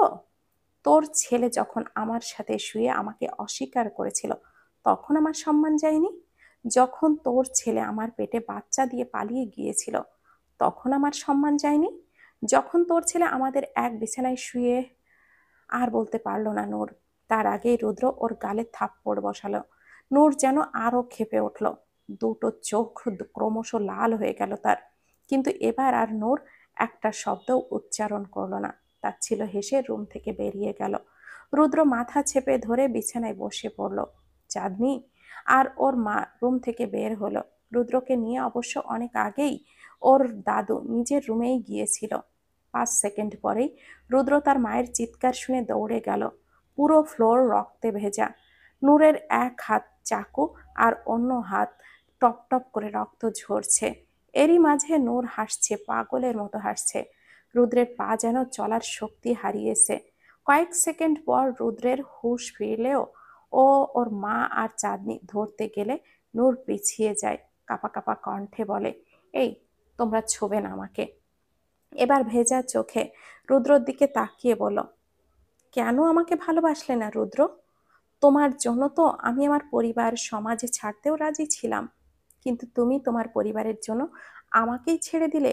আর আজকেও তুমি তোমার মা বোনের জন্য আমার গায়ে হাত তুললে। বলো। আবারও তাচ্ছিল্যে হাসলো নূর। এরপর মাটিতে লুটিয়ে পড়ল। বোকা রুদ্র বুঝলো না, সেই সময় নূরকে না বকে, নূরের গায়ে হাত না তুলে যদি নূরকে বুকে টেনে শান্ত করত। নূর নিজেই নিজের ভুলটা বুঝতে পেরে চাঁদনি আর ওর মায়ের কাছে ক্ষমা চাইতো। কিন্তু রুদ্র বুঝলো না যে তার স্ত্রী মানসিকভাবে অসুস্থ। বুঝলো না সে। আইসিইউর বাইরে বসে আছে রুদ্র। তার মুখে কোনো রা নেই, শার্টের রক্ত শুকিয়ে গেছে। 1 ঘন্টা হতে চলল, কিন্তু ভেতরে কি হচ্ছে কেউই জানে না। দম বন্ধ লাগছে তার। নিজেকে জানোয়ারের চেয়েও নিকৃষ্ট মনে হচ্ছে। নিজের হাতে একটা হাসি খুশি নিষ্পাপ মেয়ের জীবনটা নষ্ট করেছে।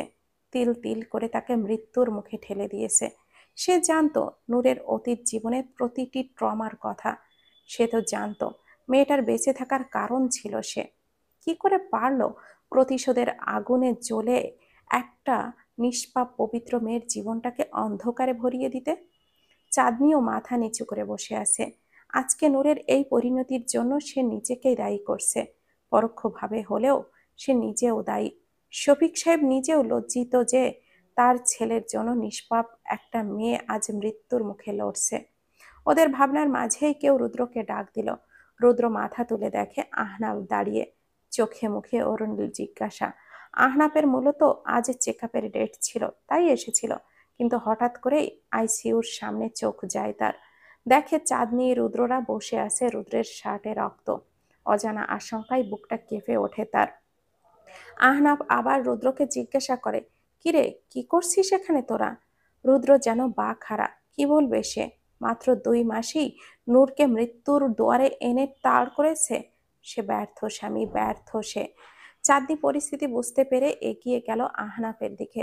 শান্ত স্বরে বলল, আহনাফ একটু শান্ত হও, আমার সাথে বাহিরে এসো, আমি সব বলছি। এবার যেন আহনাফের সন্দেহ আরো গাঢ় হলো। যেই চাঁদনি তার সাথে তুই ছাড়া কথা বলে না, উঠতে বসতে অপমান করে, সে আজ এত ভালো ব্যবহার করছে কেন? তার মনে কিছুতেই কিছু হচ্ছে। এরপর চারপাশে তাকালো, দেখলো চাঁদনি, রুদ্র, শফিক আঙ্কেল আছে, শুধু নূর, রৌদ্র আর শামীমা আন্টি অনুপস্থিত।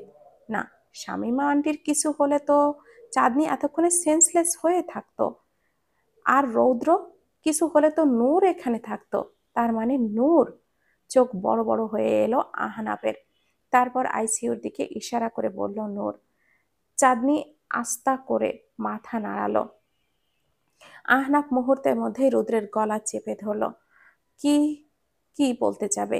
এর মধ্যেই একটা নার্স বের হলো। রুদ্র আহনাফকে উপেক্ষা করে দৌড়ে গেল তার কাছে। নার্স বলল, রোগীর অবস্থা ক্রিটিক্যাল, সে রেসপন্স করছে না, ইমিডিয়েটলি এ নেগেটিভ রক্তের লাগবে, আর আমাদের ব্লাড ব্যাংকে এই গ্রুপের রক্ত শেষ। আহনাফ অন্তদন্ত হয়ে এসে বলল, আমার রক্তের গ্রুপ এ নেগেটিভ। চাঁদনি পাশ থেকে বলল, তুমি ব্লাড দিতে পারবে না আহনাফ, তোমার ব্লাডে ড্রাগ আছে, তুমি নিজেও অসুস্থ। রুদ্র আহনাফ দুজনের মাথা যেন আকাশ ভেঙে পড়ল। দুজনেরই যে কলিজার টুকরা নূর। আহনাফ ধ্রুব বসে আছে ক্যান্টিনে। যখন পাগলের মতো ছোটাছুটি করেও কোনো ব্লাড পাচ্ছিল না, সেই সময় ডোনার নিয়ে ম্যাজিক ম্যানের মতো হাজির হয় ধ্রুব। এখন নূর বিপদের বাহিরে, তাকে কেবিনে শিফট করা হয়েছে। রুদ্র ওর পাশে বসে আছে। আহনাফ আজ কৃতজ্ঞ ধ্রুবের প্রতি। নূরের এখনো সেন্স ফেরেনি। কেবিনের বাহিরে এসেছে সবাই নূরকে দেখতে। আহনাফ রুদ্রকে প্রেসক্রিপশন বুঝিয়ে দিচ্ছিল। আচমকায় থাপ্পড় এসে পড়ল রুদ্রের গালে। আসাদ সাহেব এখনো রাগে কাঁপছেন। পাশে তার নুরানি বেগম আর পারভিন আরা। আরেকটা থাপ্পড় মারতে যাবেন, সেই সময় তাকে যে আটকালো আহনাফ। তারপর অনুরোধের স্বরে বলল, খালুজান প্লিজ, এখানে না, এটা হসপিটাল, শান্ত হন। বুঝলেন আসাদ সাহেব, হাত নামিয়ে নিলেন, বললেন, আমার মেয়েটা মৃত্যুর সাথে লড়ছিল, কিন্তু তুমি বা তোমার পরিবার আমাদেরকে কেউ জানাওনি। কি ভেবেছিলে একেবারে মৃত্যুর সংবাদ দিবে? রুদ্র মাথা নত করে বলল, বাবা আপনি ভুল বুঝছেন। আসাদ সাহেব আরো রেগে গিয়ে বলে উঠলেন, কি ভুল বুঝছি? হ্যাঁ কি? শোনো ছেলে, বিশ্বাস করে মেয়েকে তোমার কাছে দিয়েছিলাম, কিন্তু মাত্র 2 মাসেই আমার মেয়েকে মৃত্যুর দুয়ারে ঠেলে দিয়েছিলে। বিশ্বাস ভেঙেছ আমার। তাই এখন আর নূরকে আমি এই নরকে রাখবো না। আজকেই আমি ওকে নিয়ে চলে যাব। এটাই শুধু বাকি ছিল। এখানে কি হবে? আবার কি তাদের বিচ্ছেদ ঘটবে? কি জানি। অপেক্ষা শুধু নূরের জ্ঞান ফেরার। আপনারা কি আদৌ শিক্ষিত? সত্যি করে বলুন তো। ডাক্তারের কথায় থতমত খেলো সবাই।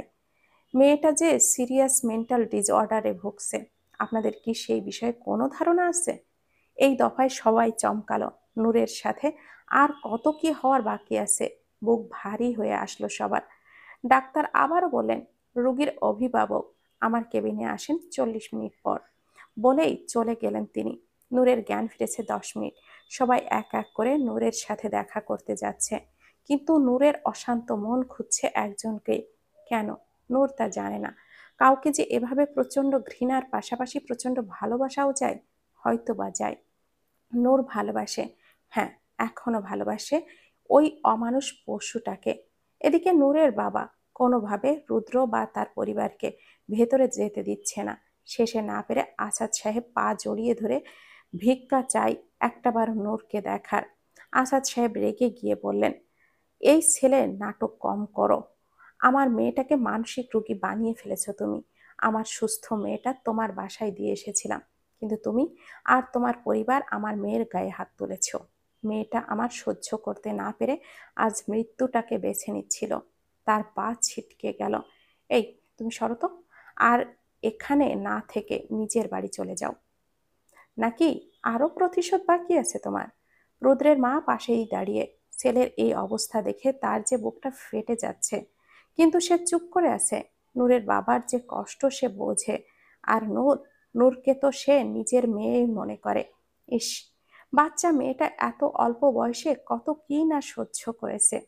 তার ভাবনার মাঝেই ভেতর থেকে একজন নার্স আসে, বলে, এখানে রোগীর শাশুড়িকে। রোগী তার সাথে দেখা করতে চাচ্ছে। মিসেস শামীমা তাড়াতাড়ি করে কেবিনের ভেতরে যায়। বেডের দিকে তাকিয়ে বুকটা কেঁপে ওঠে তার। ইস, কি অবস্থা বাচ্চা মেয়েটার! এভাবে মরার মতো পড়ে আছে, শরীর ফ্যাকাশে হয়ে গেছে। ধীরে ধীরে বেডের দিকে এগিয়ে যায় সে। বেডের পাশে টুলে বসে। কারোর উপস্থিতি টের পেয়ে চোখ খোলে নূর। তার কাঁপা কাঁপা হাত এগিয়ে শাশুড়ির হাত ধরে। মিসেস শামীমাও শক্ত করে ধরে নূরের হাত। আচমকা কেঁদে দেয় নূর, কাঁদতে কাঁদতে বলে, মা আমি সরি, আমি সত্যি সরি। আমি জানি না তখন কি হয়েছিল আমার। আমি তোমার সাথে খুব খারাপ আচরণ করেছিলাম মা। বিশ্বাস করো মা, আমি ইচ্ছে করে কিছুই করিনি। নূর বাচ্চার মতো করে কান্না দেখে হেসে দিল মিসেস শামীমা। মেয়েটাকে আগলে নিল সে। তার চুলে আদুরে বিলি দিতে দিতে মিষ্টি করে বলল, আরে পাগল মেয়ে, মাদের সরি বলতে হয় নাকি? মায়েরা সব বোঝে। আমিও বুঝেছি। আমার নূর বাচ্চা ইচ্ছে করে কিছুই করেনি।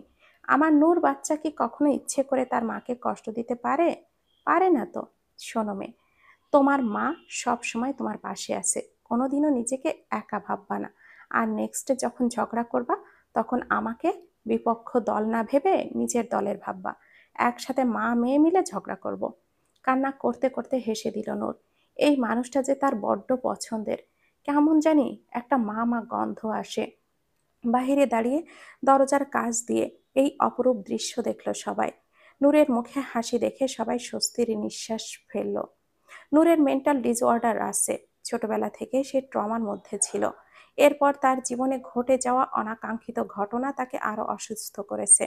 কিন্তু এটা আরো ভয়ঙ্কর পর্যায়ে যেত, কিন্তু দেরি হয়ে নেই। অলরেডি সে সুইসাইড অ্যাটেম্পও করেছে। এই প্রবণতা কিন্তু ধীরে ধীরে বৃদ্ধি পাবে। এমনও হতে পারে সে মানসিক ভারসাম্য হারিয়ে ফেলবে। তাই সময় থাকতে ওকে সাইক্রেটিস্ট দেখান। এতক্ষণ ডাক্তার কেবিনে ডাক্তারের কথা শুনছিল রুদ্র, আহনাব আর আসাদ সাহেব। নূরের এই করুণ অবস্থার কথা শুনে সকলের বুকটা যেন ফেটে যাচ্ছে। ডাক্তার আরো কিছু আলোচনা করলেন সবার সাথে। এদিকে রুদ্রর মাথায় অন্য চিন্তা। সত্যি কি তার নূর পাখিকে আজ ওর থেকে আলাদা করে ফেলা হবে? রুদ্র যে মরে যাবে এবার। কি হবে এই ছন্ন ছাড়া জীবনগুলোতে, কে জানে। আজ প্রায় 2 মাস হতে চলল নূর কানাডায় ব্যাক করেছে। এবার ওর বাবার সাথে ওর মাও গিয়েছে। ডাক্তারের কড়া নির্দেশ ছিল নূরের আশেপাশে যেন রুদ্র না যায়। তবুও রুদ্র চেয়েছিল লুকিয়ে কানাডায় যেতে, যাতে করে দূর থেকে হলেও প্রতিদিন এক পলক স্ত্রী সন্তানকে দেখতে পারে। কিন্তু বিধিবাম, রুদ্রের ভিসা আসায় সমস্যা দেখা দিয়েছে। আগামী 1 বছরেও এই সমস্যার সমাধান হবে কিনা সন্দেহ। নূর কানাডায় যাওয়ার পর থেকেই নিয়মিত যোগাযোগ রেখেছে ওর শ্বশুর শাশুড়ির সাথে। চাঁদনির সাথে যোগাযোগ আছে ওর, তবে যোগাযোগ নেই একমাত্র রুদ্রের সাথে। প্রতিদিন একটা ফিক্সড টাইম করে দেওয়া আছে। ওই সময় রুদ্র নূরের বাবার ফোনে ভিডিও কল দিয়ে রৌদ্রকে দেখে। আর সেই সময়টুকুতে নূর ওখানে আশেপাশেও থাকে না। ইদানিং রৌদ্র যেন যন্ত্র মানবে পরিণত হয়েছে। প্রতিদিন রাত 2টায় বাসা ফেরে। সারাদিন অফিসে কুকুরের মতো খাটে, আবার বাসায় ফিরে হাই ডোজের ঘুমের ঔষধ খেয়ে ঘুমায়। জীবনের প্রতি মায়া যেন এক প্রকার কেটে গেছে ওর। কেন জানি মনে হয় নূরকে আর সে ফিরে পাবে না। চাঁদনি, আশা করি তুমি বুঝতে পেরেছ আমি কেন ডেকেছি। চাঁদনি মাথা নেড়ে বলে। আজ ধ্রুব হুট করে চাঁদনিকে রেস্টুরেন্টে ডেকে পাঠায়। কি যেন দরকারি কথা আছে। ধ্রুব আবারও বলে, চাঁদনি, মা আমাদের বিয়ের ব্যাপারে কথা বলতে চাচ্ছিলেন। আমিও এই বিষয়ে এখনো কিছু বলিনি, কারণ আমি তোমার মতো জানতে চাই তোমার মত আছে কিনা। যদিও আমার মনে হয় আমি জানি, তবুও তোমার মুখ থেকে শুনতে চাই। চাঁদনির চোখ দিয়ে পানি পড়ছে, তবুও বুঝে উঠতে পারছে না ও কি বলবে। ধ্রুব এদিকে অধীর আগ্রহে বসে আছে উত্তরের জন্য। আচমকা বলে উঠল, আহানাবকে এখনো ভালোবাসো? এবার চাঁদনি আর নিজেকে ধরে রাখতে পারল না। টেবিলে মাথা রেখে কেঁদে দিল। কাঁদতে কাঁদতে বলল, বিশ্বাস করো ধ্রুব, মানুষটাকে ভোলার বা ঘৃণা করার অনেক চেষ্টা করেছি, কিন্তু পারিনি। আমি পারিনি ওকে ঘৃণা করতে। যখন থেকে ভালোবাসার মানে বুঝেছি, তখন থেকে আহনাবকে ভালোবেসেছি। আমার কাছে ভালোবাসা মানেই আহনাব। ও আমার অস্তিত্বে মিশে আছে ধ্রুব। আমি চাইলেও ওকে ভুলতে পারবো না। আমি তোমাকে চিট করতে চাইনি ধ্রুব, বিশ্বাস করো। কিন্তু আমি যে আহনাবকে কোনোদিনও ভুলতে পারিনি। ধ্রুব হালকা হেসে চাঁদনির মাথায় হাত রেখে বলল, আরে পাগলি, এখানে চিট করার কথা আসছে কোথা থেকে? তুমি কোনোদিনও আমার সাথে কমিটেড ছিলে না, সো সরি ফিল করার কোনো কারণ নেই। আর আমি তো সব জেনেই তোমাকে ভালোবেসেছিলাম, কিন্তু তোমাকে ভালোবাসি বলেই যে তোমাকে পেতে হবে এমন কিন্তু না।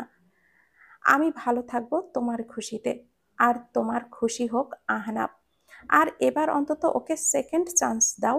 বেচারা দোষ না করেও অনেক সাফার করছে, ইভেন শাস্তিও পেয়েছে, নিজেই নিজেকে শাস্তি দিয়েছে। এবার অন্তত ক্ষমা ডিজার্ভ করেও। ধ্রুবর কথা শুনে কৃতজ্ঞতার হাসি হাসল চাঁদনি। অবশেষে সে নিজের ডিসিশন নিতে সক্ষম হয়েছে। দেখা যাক সামনে কি লেখা আছে কপালে। এদিকে 4 দিন যাওয়ার পানে। আজ প্রায় 2 মাস হতে চলল নূর কানাডায় ব্যাক করেছে। এবার ওর বাবার সাথে ওর মাও গিয়েছে।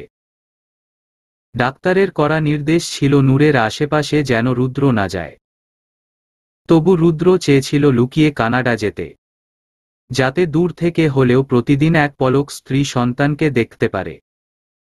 কিন্তু বিধিবাম, রুদ্রর ভিসা আসায় সমস্যা দেখা দিয়েছে। আগামী 1 বছরেও এই সমস্যার সমাধান হবে কি না সন্দেহ। নূর কানাডায় যাওয়ার পর থেকে নিয়মিত যোগাযোগ রেখেছে ওর শ্বশুর শাশুড়ির সাথে। চাঁদনির সাথে যোগাযোগ আছে ওর, তবে যোগাযোগ নেই একমাত্র রুদ্রের সাথে। প্রতিদিন একটা ফিক্সড টাইম করে দেয়া আছে, ও সময় রুদ্র নূরের বাবার ফোনে ভিডিও কল দিয়ে রৌদ্রকে দেখে। আর সেই সময়টুকুতে নূর ওখানের আশেপাশেও থাকে না। ইদানিং রুদ্র যেন যন্ত্র মানবে পরিণত হয়েছে। প্রতিদিন রাত 2টায় বাসায় ফিরে সারাদিন অফিসে কুত্তার মতো খাটে। আবার বাসায় ফিরে হাই ডোজের ঘুমের ওষুধ খেয়ে ঘুমায়। জীবনের প্রতি মায়া যেন এক প্রকার কেটে গেছে ওর। কেন জানি মনে হয় নূরকে আর ফিরে পাবে না। চাঁদনি, আশা করি তুমি বুঝতে পেরেছ আমি কেন ডেকেছি। চাঁদনি মাথা নেড়ে না বলে। আজ ধ্রুব হুট করে চাঁদনিকে রেস্টুরেন্টে ডেকে পাঠায়। কি যেন দরকারি কথা আছে। ধ্রুব আবার বলে, চাঁদনি মা আমাদের বিয়ের ব্যাপারে কথা বলতে চাচ্ছিলেন। আমি এ বিষয়ে এখনো কিছু বলিনি, কারণ আমি তোমার মতো জানতে চাই। যদিও আমার মনে হয় আমি জানি, তবু তোমার মুখ থেকে শুনতে চাই। চাঁদনির চোখ দিয়ে পানি পড়ছে। ও বুঝে উঠতে পারছে না কি বলবে ও। ধ্রুব এদিকে অধীর আগ্রহে বসে আছে উত্তরের জন্য। আচমকা বলে উঠল, আহনাফকে এখনো ভালোবাসো? এবার চাঁদনি আর নিজেকে ধরে রাখতে পারল না। টেবিলে মাথা রেখে কেঁদে দিল। কাঁদতে কাঁদতে বলল, বিশ্বাস করো ধ্রুব, মানুষটাকে ভুলার, ঘৃণা করার অনেক চেষ্টা করেছি, কিন্তু পারিনি। আমি পারিনি ওকে ঘৃণা করতে। যখন থেকে ভালোবাসার মানে বুঝেছি, তখন থেকে আহনাফকে ভালোবেসেছি। আমার কাছে ভালোবাসা মানেই আহনাফ। ও আমার অস্তিত্বে মিশে আছে ধ্রুব। আমি চাইলেও ওকে ভুলতে পারবো না। আমি তোমাকে চিট করতে চাইনি ধ্রুব, বিশ্বাস করো। কিন্তু আমি যে আহনাফকে কোনোদিনও ভুলতে পারিনি। ধ্রুব হালকা হেসে চাঁদনির মাথায় হাত রেখে বলল, আরে পাগলি, এখানে চিট করার কথা আসছে কোথা থেকে? তুমি কোনোদিনও আমার সাথে কমিটেড ছিলে না, সো সরি ফিল করার কোনো কারণ নেই। আর আমি তো সব জেনেই তোমাকে ভালোবেসেছিলাম। কিন্তু তোমাকে ভালোবাসি বলেই যে তোমাকে পেতে হবে এমন না। আমি ভালো থাকবো তোমার খুশিতে। আর তোমার খুশি আহনাফ। আর এবার অন্তত ওকে সেকেন্ড চান্স দেও। বেচারা দোষ না করেই অনেক সাফার করেছে, ইভেন শাস্তিও পেয়েছে, নিজেই নিজেকে শাস্তি দিয়েছে। এবার অন্তত ক্ষমা ডিজার্ভ করেও। ধ্রুবর কথা শুনে কৃতজ্ঞতা হাসি হাসল চাঁদনি। অবশেষে সে নিজের ডিসিশন নিতে সক্ষম হয়েছে। দেখা যাক সামনে কি লিখা আছে কপালে। এদিকে চাঁদনির যাওয়ার পানে তাকিয়ে থাকল ধ্রুব। কিছু অপূর্ণতার মাঝেও পূর্ণতা থাকে। সে খুশি, অনেক বেশি খুশি। ভালোবাসারা ভালো থাকুক। নূর কানাডায় যাওয়ার পর পরই বগুড়ায় ব্যাক করে আহনাফ। সপ্তাহে একবার ঢাকায় যেয়ে চেক আপ করাই আসে, এই আর কি। সে এখানে আবার তার বাবার বিজনেস জয়েন করেছে। এবার পুরো মন দিয়ে বিজনেস সামলাচ্ছে সে। সন্ধ্যা সকাল 6:30। অফিসে আহনাফ ওদের এমপ্লয়ীদের সাথে কথা বলছিল। হুট করে তার গালে একটা থাপ্পড় পড়ল। পুরো অফিসের এমপ্লয়ীদের চোখ কপালে উঠার মতো অবস্থা। কি দেখল এটা তারা? এদিকে আহনাফ নিজেও হতভম্ব। সেকেন্ডের মাঝে রেগে সামনে তাকাতেই দ্বিতীয়বারের মতো থমকাল সে। তবে এবার রাগে না, বিস্ময়। সামনে আকাশী রঙের থ্রিপিস পরা এক নারী দাঁড়িয়ে, যে তার অতি পরিচিত, অতি আপন, অতি আদরের। এ যে স্বয়ং তার প্রাণপ্রেয়সী চাঁদ। আহনাফের বিস্ময় কাটতে না কাটতেই ওর বুকে ঝাঁপিয়ে পড়ল চাঁদনি। এদিকে অফিসের এমপ্লয়ীদের তো অবাক হওয়ার পালা থামছেই না। আলতো গাতে প্রাণপ্রিয়াকে বুকে জড়িয়ে নিয়ে সামনে থাকা এমপ্লয়ীদের চলে যাওয়ার ইশারা করল আহনাফ। চাঁদনি এখন আহনাফের কেবিনে, আহনাফের কোলে বসে ওর বুকে মাথা রেখে কেঁদেই যাচ্ছে তখন থেকে। আহনাফ বেশ কয়েকবার জিজ্ঞেস করার পরেও যখন চাঁদনি নিরুত্তর, তখন আহনাফও আর কথা না বাড়িয়ে ওকে শান্ত হওয়ার সময় দিয়েছে। চাঁদনি গুনগুন করে কাঁদছে আহনাফের বুকে, আর আহনাফ ওর মাথায় আস্তে আস্তে বিলি কেটে দিচ্ছে। এদিকে পুরো অফিসে গুনগুনানি চলছে তাদের বসকে নিয়ে। অফিসের অবিবাহিত মেয়েরা তো জলে পুড়ে শেষ। চাঁদনি এবার কান্না থামিয়ে ভেজে চোখে মাথা উঠায়, তারপর আহনাফের কলার ধরে বলে, কুতারা চিহ্ন তত্ত্বার বাচ্চা, তুই এখনই কাজী অফিসে নিয়ে আমাকে বিয়ে করবি, না হলে আজকে এখানে দুটো লাশ পড়বে। আহনাফ চাঁদের রুদ্র রূপ দেখে ঢোক গিলে বলে, জান এভাবে তাড়াহুড়ো করে, পরিবারের সবাই তো মন খারাপ করবে। চাঁদনি এবার আরো রেগে চেঁচিয়ে বলল, বিয়ে করবি কি না বল। রুদ্র আলতো হেসে চাঁদনির কপালে চুমু বসাল। মা বলেন কবুল। আলহামদুলিল্লাহ কবুল বলে বিয়ের কাগজে সাইন করে দেয় চাঁদনি। এদিকে আহনাফও ঝড়ের বেগে চাঁদনিকে নিজের ব্যক্তিগত চাঁদ বানিয়ে নেয়। দুজনের মুখেই হাসি। এ যেন 10 বছরের অপেক্ষার হাসি, পূর্ণতার হাসি। রাত 9টা। ভরা পূর্ণিমা আজ। আর এই চাঁদের আলোয় দুটো ছেলে মেয়ে হাত ধরে হাঁটছে। একটু আগেই যে তাদের ভালোবাসা পূর্ণতা পেল। আহনাফের পাশে তার ব্যক্তিগত চাঁদকে দেখে যেন আজ আমাদের চাঁদ মামাও খুশি। লালহাট। রুদ্র এসেছিস বাবা। ঘরে ঢুকে রুদ্র ওর বাবা মাকে বসে থাকতে দেখে চমকে উঠল। এত রাতে বাবা মা এখনো জেগে আছে কেন? চিন্তায় বিভোর রুদ্র ওর মাকে জিজ্ঞেস করল, এত রাতে তোমরা জেগে আছো কেন? রুদ্রর মায়ের চোখে পানি চলে এলো, ওর বাবা এখনো স্তব্ধ হয়ে বসে আছে। চোখ মুছে রুদ্রর মা বললেন, বাবা চাঁদনি আর আহনাফ বিয়ে করে ফেলেছে। রুদ্রর মাথায় যেন বাজ পড়ল, সে এখনো বিস্ফোরিত চোখে তাকিয়ে আছে। মিসেস সাবিনা চোখে পানি নিয়েই আবার বললেন, বাবা চাঁদনির জন্য আমরা শহর ছাড়লাম, আত্মীয় স্বজন সবার সাথে সম্পর্ক ছিন্ন করলাম। এমনকি নিজের আপন ভাইদের সাথেও যোগাযোগ করিনি 2টা বছর, শুধু যেন ভুলক্রমেও চাঁদের সামনে ওর অতীত না আসে। কিন্তু ও কি করল এটা রুদ্র? আচ্ছা ও যদি একবার আমাদের বলল যে ও আহনাফকে চায়, আমরা কি মানা করতাম বল? কিন্তু ও এভাবে একা একা বিয়ে বসল কোন হিসেবে? আমরা কি ওর কেউ না? রুদ্রর মা কাঁদছে। রুদ্র তার মাকে বুকে টেনে নিয়ে মাথায় হাত বুলিয়ে সান্ত্বনা দিচ্ছে। ওদিকে রুদ্রর বাবা এখনো থম মেরে বসে আছেন। তারও যে বুকটা ফেটে যাচ্ছে। একমাত্র মেয়ে তার কলিজার টুকরা। কিন্তু মেয়েটা এভাবে তাকে ছাড়াই বিয়ে বসল। তাদের কি কোনো মূল্য নেই? বাবা মাকে ঘুম পাড়িয়ে ছাদে এসেছে রুদ্র। সিগা তারা চিহ্ন তেটের ধোঁয়ায় নিজের ক্লান্তি, ব্যর্থতা, অভিযোগ, অভিমান মুছার চেষ্টা করছে। রুদ্র আজ খুব কান্না করতে মন চাচ্ছে। তার এই ছোট্ট চাঁদের চোখের পানির হিসেব নিতেই তো তার নূর পাখির মতো নিষ্পাপ একটা প্রাণকে অর্ধমৃত বানিয়ে ফেলেছে। কিন্তু আজ তার চাঁদ বিয়ের মতো এত বড় সিদ্ধান্ত একা নিল। দীর্ঘশ্বাস ফেলে রুদ্র। দিনশেষে বিনা দোষে যদি কেউ যন্ত্রণা ভোগ করে তাহলে সেটি হচ্ছে তার নূর। নিষ্পাপ মেয়েটার গায়ে কলঙ্ক লেপিয়ে দিয়েছে সে। রুদ্র আজ সাহস করে নূরকে মেসেজ দিল। প্রিয় নূর জান, তোমাকে প্রচণ্ডভাবে ভালোবাসি। আমি জানি যা পাপ আমি করেছি তা ক্ষমার অযোগ্য। শুধু দোয়া করিও যাতে নিজের কৃতকর্মের শাস্তি স্বরূপ সৃষ্টিকর্তা আমাকে মৃত্যু দুক। ভালো থাকিও নূর পাখি। তোমার ব্যর্থ স্বামী রুদ্র। আহনাফ আর চাঁদনি আজ শহর থেকে দূরে গ্রামের মধ্যে একটি রিসোর্টে গিয়েছে। তারা বসে আছে রুম থেকে একটু দূরের পুকুর পাড়ের সিঁড়িতে।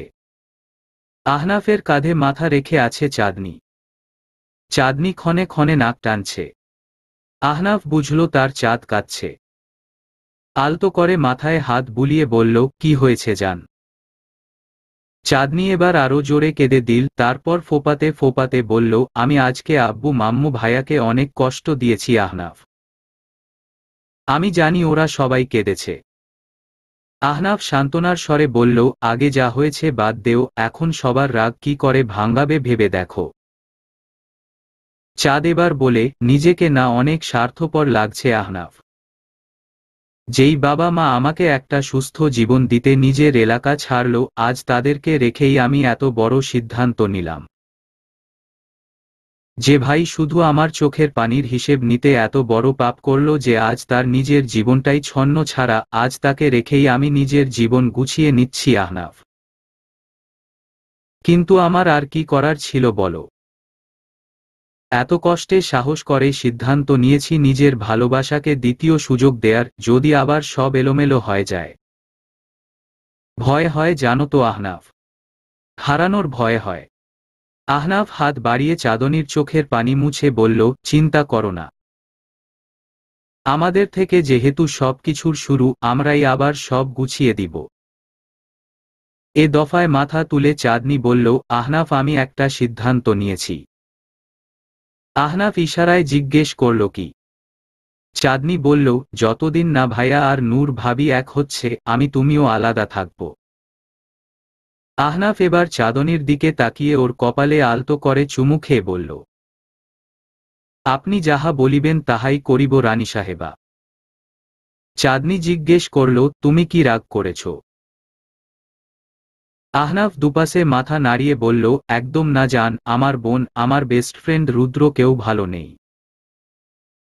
আমি কি করে স্বার্থপরের মতো একা একা ভালো থাকব বলো? আমিও চাই রুদ্র আর নূর আবার এক হোক। অন্য 10টা দম্পতির মতো সুখে সংসার করুক। এতক্ষণ পর হাসল চাঁদনি। আবার নিশ্চিন্তে মাথা রাখল তার প্রাণপ্রিয়র কাঁধে লাল হাট। কি হবে সামনে কে জানে। লাল হাট অতিবাহিত হয়েছে আরো 2 মাস। চাঁদনি পরের দিনই ঢাকা ব্যাক করেছে। সাথে অবশ্য আহনাফও ছিল। দুজনেই চাঁদনির বাবা মায়ের পা ধরে ক্ষমা চেয়েছে। বাবা মায়ের মন কতক্ষণ আর নিজের ঔরসজাত সন্তান থেকে মুখ ফিরিয়ে থাকবেন।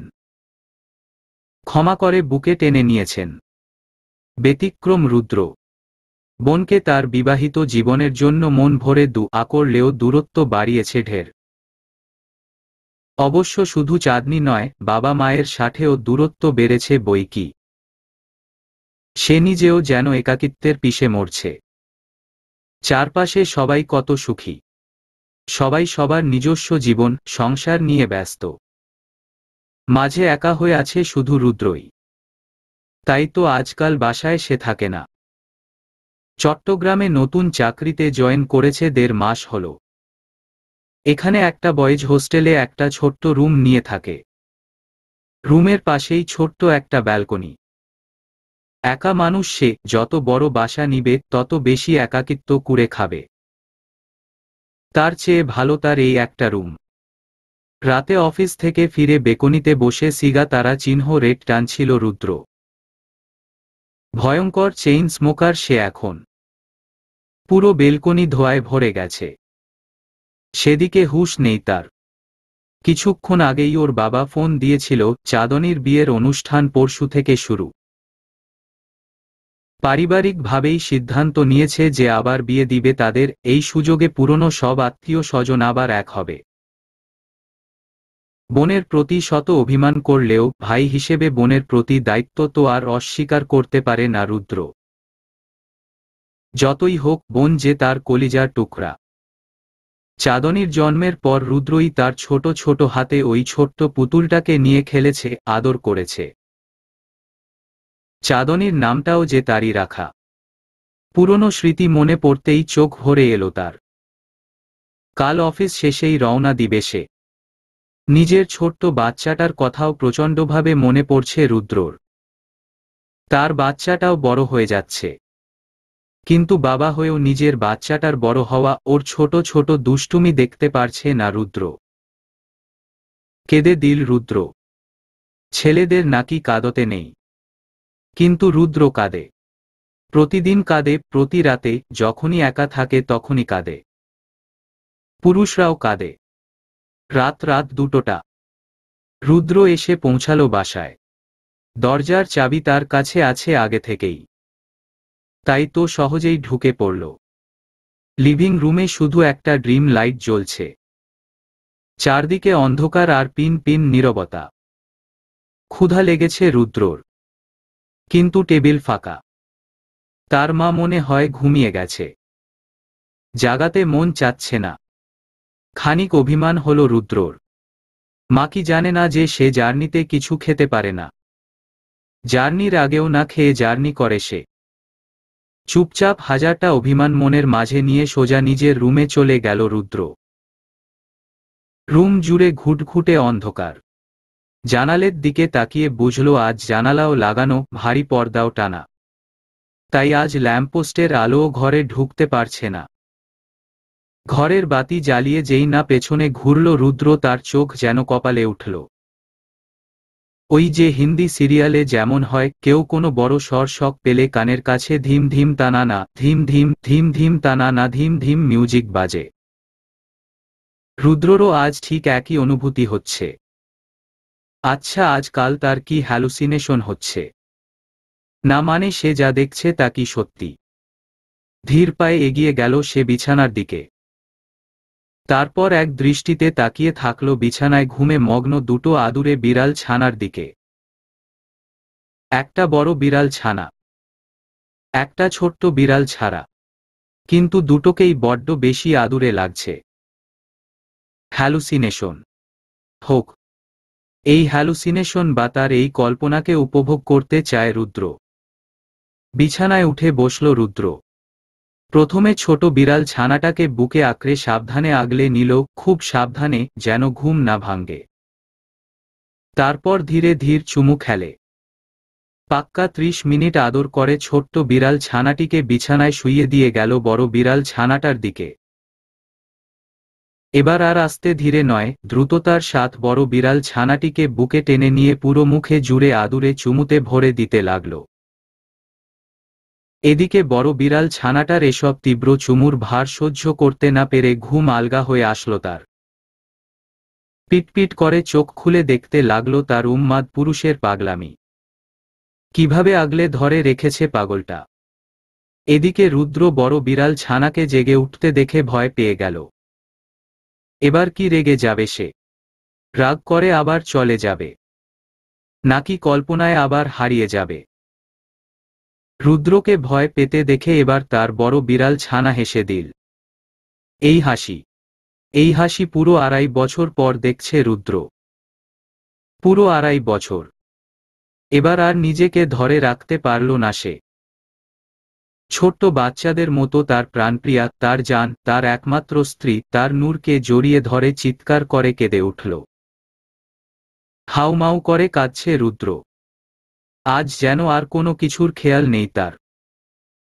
হুঁশ হারিয়েছে যেন। এদিকে কান্নার প্রচণ্ড শব্দে রৌদ্র জেগে উঠল। কাঁচা ঘুম ভাঙ্গায় সেও বাবার সাথে পাল্লা দিয়ে কেঁদে উঠল। নড়তে নড়তে যায় মায়ের পেটে মাথা গুজে দিল। আর বেচারি নূর এখনো বুঝে উঠতে পারছে না কি থেকে কি হয়ে গেল। এই বাপ বেটা একসাথে কি শুরু করলো? কোনটাকে রেখে কোনটাকে সামলাবে সে? হতাশ নূর, বড্ড হতাশ সে। তবে এ হতাশা প্রাশান্তির। আবার হালকা হেসে হাত বাড়িয়ে আগলে নিল তার জান দুটোকে। সত্যিকার অর্থে আজ রুদ্রর বাসায় সবাই জেগে। এদিকে চাঁদনীর রুমে চাঁদনি নামাজে দাঁড়িয়ে ভাই ভাবির সুখী সংসারের জন্য প্রার্থনা করছে। অন্যদিকে রুদ্রর বাবা মাও নামাজে দাঁড়িয়েছে। ছেলে আর নাতির কান্নার শব্দ তাদের কানেও গিয়েছে। তাদের চোখেও পানি এসেছে। তবে এটা কষ্টের নয়, সুখের অশ্রু। তারা ঢের বুঝছে ছেলের এই কান্না যে আজ সুখের কান্না। দুজনেই শুকরিয়া আদায় করল সৃষ্টিকর্তার কাছে লালহাট। ভোর ভোর 5:30। নামাজ পড়েই হাতে ধোয়া উঠা চা নিয়ে বারান্দায় এসেছে নূর। বাবা ছেলে এখনো গভীর ঘুমে। কাল সারারাত দুটো বেশ যন্ত্রণা দিয়েছে। শেষ রাতে ঘুমিয়েছে বাবা ছেলে। এদিকে নূরের চোখে আর ঘুম ধরা দেয়নি। বাবা ছেলেকে আগলে রেখে ভোর হওয়ার অপেক্ষা করেছে। এখন অবশ্য তার ইয়োগা করার সময়। কিন্তু আজ কেন জানি মন চাচ্ছে না। ডক্টর স্মিথ শুনলে অবশ্য বেশ রাগ করবেন। ডক্টর স্মিথ কানাডার নামকরা মনোবিশেষজ্ঞ। সহজ ভাষায় বলতে গেলে সে বিশ্বের নামকরা পাগলের ডাক্তার। কানাডা যাওয়ার পর পুরো 4 মাস তার কাছেই চিকিৎসারত ছিল নূর। এখনো অবশ্য 6 মাসের কোর্সের 2 মাস বাকি। কিন্তু চাঁদনি আর আহনাফের জোরাজুরিতে তাকে ফিরতেই হল। অবশ্য ডক্টর স্মিথও কম জোরাজুরি করেননি। এমন না যে সে রুদ্রকে ক্ষমা করে দিয়েছে। ব্যথা এখনো তাজা আছে। কিন্তু ওই যে সে নিজে একটু শান্তিতে বাঁচতে চায়, শান্তি চায় জীবনে। আর সে শান্তি যে সে রুদ্রর কাছেই পাবে। রুদ্রকে যতটা সে ভালোবেসেছি, জীবনে কোনোদিন আর কাউকে সে সেভাবে ভালোবাসতে পারবে কি না সন্দেহ। হ্যাঁ, সে রুদ্রকে ভালোবাসে, ভয়ঙ্কর ভালোবাসে। কিন্তু রুদ্রকে তা সে আর কোনোদিনও জানতে দিবে না। সে চায় রুদ্র প্রতিটা মুহূর্ত তাকে হারানোর ভয় পাক। প্রতিটা মুহূর্ত। সে চায় না রুদ্রর জীবনে কোনো সস্তা বা অপশনাল পার্সন হয়ে থাকুক। সে ফিরেছে তার সন্তানকে একটা সুন্দর পরিবেশ দিতে। সে চাইলেই মুভ করতে পারত, কিন্তু রৌদ্রকে রুদ্র যতটা ভালোবাসা দিবে অন্য কেউ হাজার চাইলেও সেটা করতে পারবে না। ডক্টর স্মিথ তাকে অনেক কিছু শিখিয়েছে। শিখিয়েছে নিজের নীতিতে জীবন বাঁচতে। না, সে আর আগের ওই বোকা নূর নেই যে সামান্য কিছুতে কষ্ট পেত, কান্না করত। তাকে কেউ কাঁদালে সে আরও 10 গুণ বেশি তা ফেরত দিবে। নূর আর সস্তা নেই, নূর আর বোকা নেই।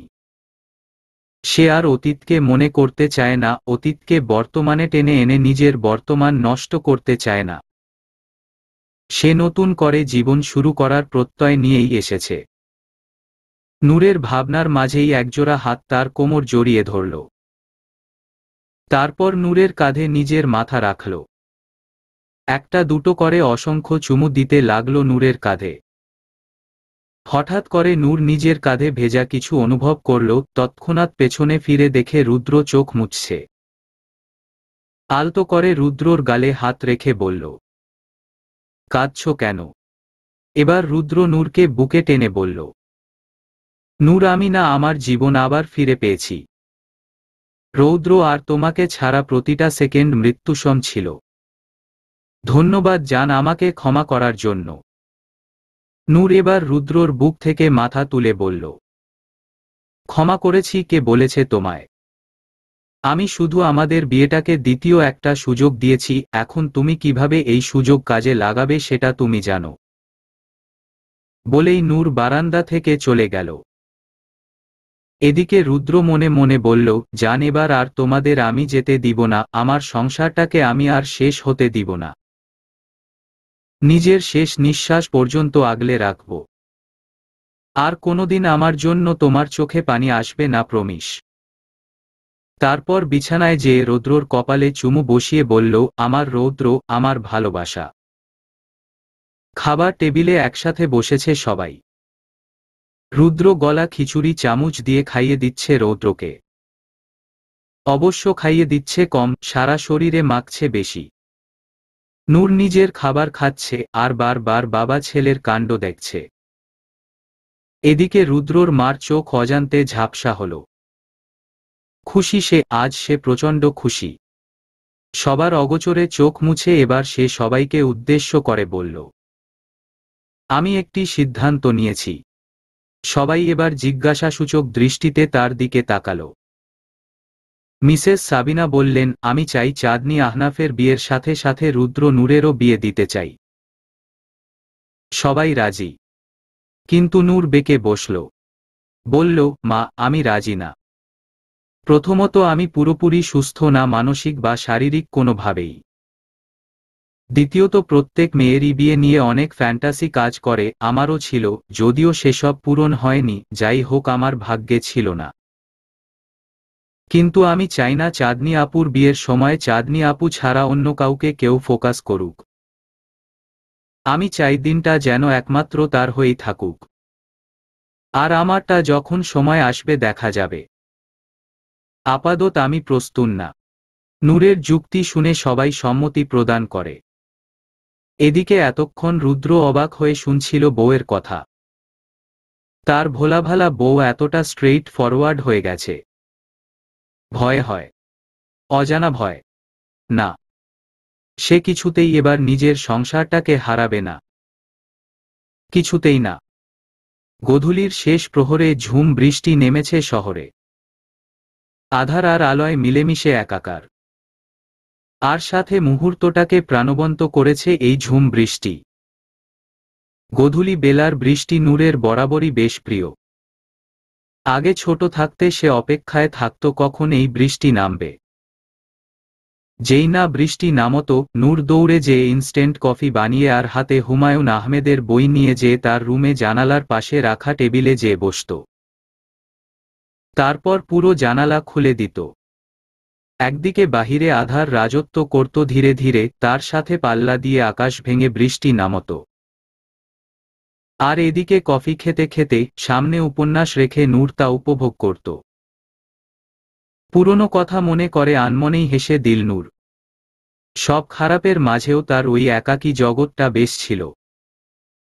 ওই জগৎটা যে একদম তার নিজের হাতে গড়া। আজও গোধূলি বেলায় বৃষ্টি নেমেছে। বাসার সবাই গিয়েছে বিয়ের শপিংয়ে। এই তো 10 মিনিট আগেই বেরোল।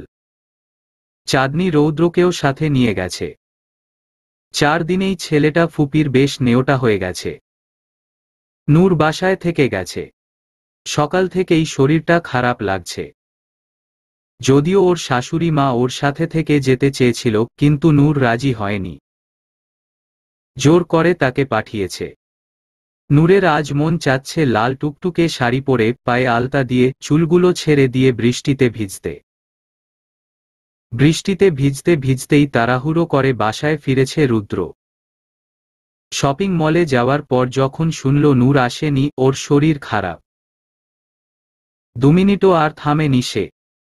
সাথে সাথেই রওনা দিয়েছে। নূরের মেন্টাল হেলথ নিয়ে আর রিস্ক নিতে চায় না সে। যদি আবার প্যানিক অ্যাটাক হয় আবার। অ্যাপার্টমেন্টের নিচে আসতেই বুঝল ইলেকট্রিসিটি নেই। পিলে চমকে উঠল তার। নূর। নূর তো অন্ধকারে ভয় পায়। হুঁশ হারিয়ে 6 তালা পর্যন্ত সিঁড়ি বেড়ে দৌড়ে উঠল রুদ্র। ডুপ্লিকেট চাবি তার কাছেই ছিল। বাসায় ঢুকেই দেখে চারদিক অন্ধকার চেয়ে আছে। ফোনের ফ্ল্যাশ লাইট জ্বালিয়েই দৌড়ে গেল রুমে। কিন্তু রুমও ফাঁকা। পর্যায়ক্রমে ওয়াশরুম, কিচেন সব চেক করল। না, কোথাও নূর নেই। বেশ কবার নাম ধরে ডাকল, কিন্তু সাড়া নেই। ফোনে ডায়াল করতেই ঘরে ফোন বেজে উঠল। এবার রুদ্র ভয় পাচ্ছে, ভীষণ ভয়। কোথায় গেল নূর? শরীর কাঁপছে তার, এখনই বুঝি মাথা ঘুরে পড়ে যাবে। নিজের চুল নিজে টেনে ধরে সোফায় বসে পড়ল। কিন্তু হুট করে চোখ গেল ওর বাবা মায়ের রুমের দিকে। ভেরানো দরজার সাইড দিয়ে হালকা আলো দেখা যাচ্ছে। রুদ্র ধীরে ধীরে এগিয়ে গেল ও রুমের দিকে। যত এগুচ্ছে ততই একটা সুরেলা কণ্ঠে নজরুল গীতি তার কানে স্পষ্ট হচ্ছে। দরজা ঠেলে রুমে ঢুকতেই রুদ্র দেখল মমদানিতে একটা ছোট্ট মোম পিট পিট করে জ্বলছে। এদিকে সুরিলা কণ্ঠ আরো স্পষ্ট হল। না, এবার রুদ্র চিনতে পারল এই সুরিলা কণ্ঠের মালিককে। এই কণ্ঠের গান যে সে দীর্ঘ 5টা বছর ধরে শুনে এসেছে। হারানো হিয়ার নিকুঞ্জ পথে কুড়ায় ঝরা ফুল একেলা আমি, তুমি কেন হায় আসিলে হেথায়, সুখের সরগ হইতে নামি, চারিদিকে মোর উড়িছে কেবল, শুকানো পাতা মলিন ফুলদয়, বৃথাই সেথা হায় তব আখিজল, ছিটাও অবিরল দিবসজামি। কাজী নজরুল ইসলাম। রুদ্রর বাবা মায়ের ঘরের পাশেই একটি ছোট ছাদ রয়েছে। রুদ্র বুঝল সেখাই আছে তার নূর পাখি। গানের সুরে মুগ্ধ হয়ে এগিয়ে গেল সেদিকে। রুদ্র থমকাল। যতবার বিজলি চমকালো, তার আলো চারদিকে ছড়ালো, ততবারই চমকালো। এ কেমন রূপ! এ রূপে যেমন অগ্নির ন্যায় ঝলসানোর ক্ষমতা রাখে, আবার বরফের ন্যায় শীতল স্বচ্ছ অনুভূতিও জাগাতে সক্ষম। এ কি কোনো মানুষ, নাকি অগ্নি থেকে বের হওয়া অগ্নিকন্যা, নাকি স্বর্গ থেকে নেমে আসা কোনো পরী? রুদ্র ভুলে গেল নিঃশ্বাস নিতে। মন্ত্রমুগ্ধ হয়ে বৃষ্টির মধ্যে সামনে এগিয়ে গেল। এদিকে ছাদের মাঝে দাঁড়িয়ে লাল শাড়ি পরে বৃষ্টির মধ্যে দাঁড়িতে গানের সুর ধরে নৃত্যে মগ্ন রমণীর চারদিকে কোনো কিছুর হুঁশ নেই। সে যেন আজ মাতালের ন্যায় হয়ে আছে। আচমকা কেউ কোমর পেঁচিয়ে টান দিল তাকে। হঠাৎ এরকম হওয়ায় ভয়ে সামনে তাকালো সে। চোখ তুলে সামনে তাকিয়ে দেখে রুদ্র। বৃষ্টির পানি রুদ্রের মুখ চুইয়ে তার মুখে পড়ছে। রুদ্রের চোখে যেন আজ নেশা, ভয়ঙ্কর নেশা। নূর রুদ্রকে দেখে কিছু বলতে যাবে তার আগেই তার ওষ্ঠদয় আঁকড়ে ধরল সে। নূর ভুলল। মুখের কথা মুখেই থেকে গেল তার। এত বছর পর প্রাণ পুরুষকে এত কাছে পেয়ে হুঁশ হারালো সেও। সারা দিল রুদ্রর ডাকে। এতে যেন রুদ্র আরো বেপরোয়া হল। আরো আরো ধীরে ধীরে নিজের হাত দুটো দিয়ে রুদ্রকে আঁকড়ে ধরল নূর। আচমকা নূরকে কোলে তুলে নিল সে। দুজনের মুখেই আজ কোনো রা নেই। তারা দুজনেই যেন প্রচণ্ডভাবে চাচ্ছে একটি নতুন শুরু, একদম নতুন। নূরকে পাঁচ কোলে নিয়ে পা বাড়ালো নিজেদের রুমের দিকে। এদিকে নূর এখনো এক দৃষ্টিতে তাকিয়ে আছে রুদ্রর দিকে। রুদ্র ধীরে ধীরে নূরকে বসালো বিছানায়, তারপর সেও নূরের চোখের দিকে তাকালো, যেন অনুমতি চাচ্ছে। মনে পড়ে গেল এর আগেও এমনি একটি বৃষ্টির রাত এসেছিল তার জীবনে, ঠিক এমনি। ভেতরটা আবার মুচড়ে উঠল তার। কয়েক মুহূর্তের জন্য ভাবল, না, সে সেই আগের ঘটনার পুনরাবৃত্তি হতে দিতে চায় না। এখনই সরিয়ে দিবে রুদ্রকে।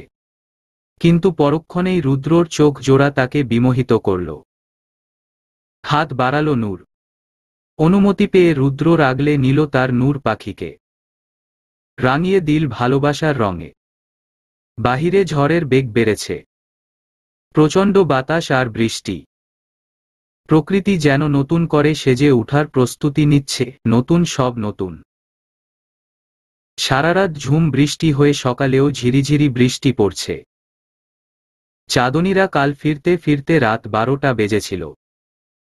পিটপিট করে চোখ খুলল নূর। কিন্তু নড়ার মতো অবস্থা নেই তার। দুই বাপ বেটা ঝাপটে ধরে আছে। এখনই বাপ বেটায় ওকে নিয়ে যে টানা হেচড়া করে, নূরের তো চিন্তা হয় কয়দিন পর রৌদ্র যখন আরেকটু বড় হবে তখন দুই বাপ বেটা মিলে ঝগড়া লাগাবে। একজন বলবে আমার বউ, আরেকজন বলবে আমার মাম্মা। মেকি রাগ দেখিয়ে নূর উঠতে গেলে রুদ্র ওকে আরও জোরে চেপে ধরে। ঘুম ঘুম কণ্ঠে বলে, ঘুমাও তো, এত নড়তেছে কেন? বলে আবার ঘুমের দেশে পাড়ি দিল। নূর এবার রাগ দেখিয়ে ঠেলতে শুরু করল, বলল, ছাড়ো তো, আপুর গায়ে হলুদ আজকে, কত কিছু বাকি প্রিপারেশনের। রুদ্র এবার চোখ পিটপিট করে খুলে বলল, আমি তো জানতাম গায়ে হলুদ সন্ধ্যার পরে তোমরা যে ভোর 5টায় টাইম চেঞ্জ করে প্রোগ্রাম রেখেছ তা তো জানতাম না। রুদ্র টিটকারিতে নাক ফুলালো নূরে। বলল, সর অভদ্র পুরুষ বলে সুর সুর করে উঠে গেল। রুদ্র বিছানাতে শুয়ে শুয়েই হাসল। তারপর ঘুমন্ত রৌদ্রের কাছে গেল। উপর হয়ে রৌদ্রর কপালে গালে শরীরে ধীরে ধীরে চুমু বসাল। ফিসফিসিয়ে বলল, আমার রোদ বাচ্চা, বাবার কলিজা, বাবার জান। বাবা বেস্ট বাবা হব জান। বাথরুমের দরজায় দাঁড়িয়ে বাবা ছেলের এই সুন্দর দৃশ্য চোখ এড়াল না নূরের। মনে মনে ভাবল, মাঝে মাঝে সম্পর্ককে দ্বিতীয় সুযোগ দেওয়া সুন্দর, ভালোবাসার মানুষটাকে দ্বিতীয় সুযোগ দেওয়া সুন্দর, ওহ না, ভয়ঙ্কর সুন্দর। স্টেজে বসেছে চাঁদনি। ছেলের বাসা থেকে এখনো হলুদ আসেনি, তাই মেহেদির প্রোগ্রাম শুরু হয়েছে।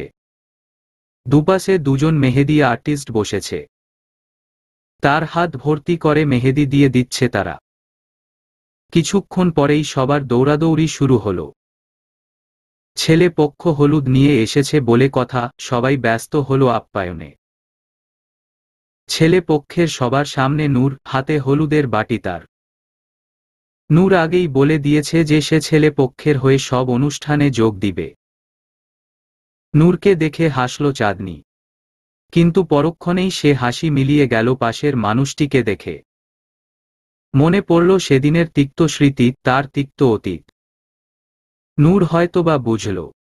হলুদের বাটি শাশুড়ির হাতে দিয়ে দ্রুত আসলো চাঁদনির কাছে, ওর হাত চেপে ধরে বলল, আপু রাগ করিও না, তানিয়া জেদ করছিল ও আসবে, আর ও নিজেও লাইফে মুভ অন করেছে, সবার কাছে ক্ষমাও চেয়েছে। চাঁদনি মাথা আলতো হেসে বলল, সমস্যা নেই ভাবি, আমি ফেস করতে পারব।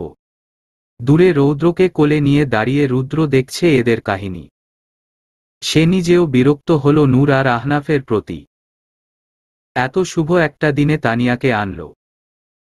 তবে রুদ্র এবার ভুলেও এসব পারিবারিক ঝামেলায় আর নূরকে দোষারোপ করবে না, ভুলেও না।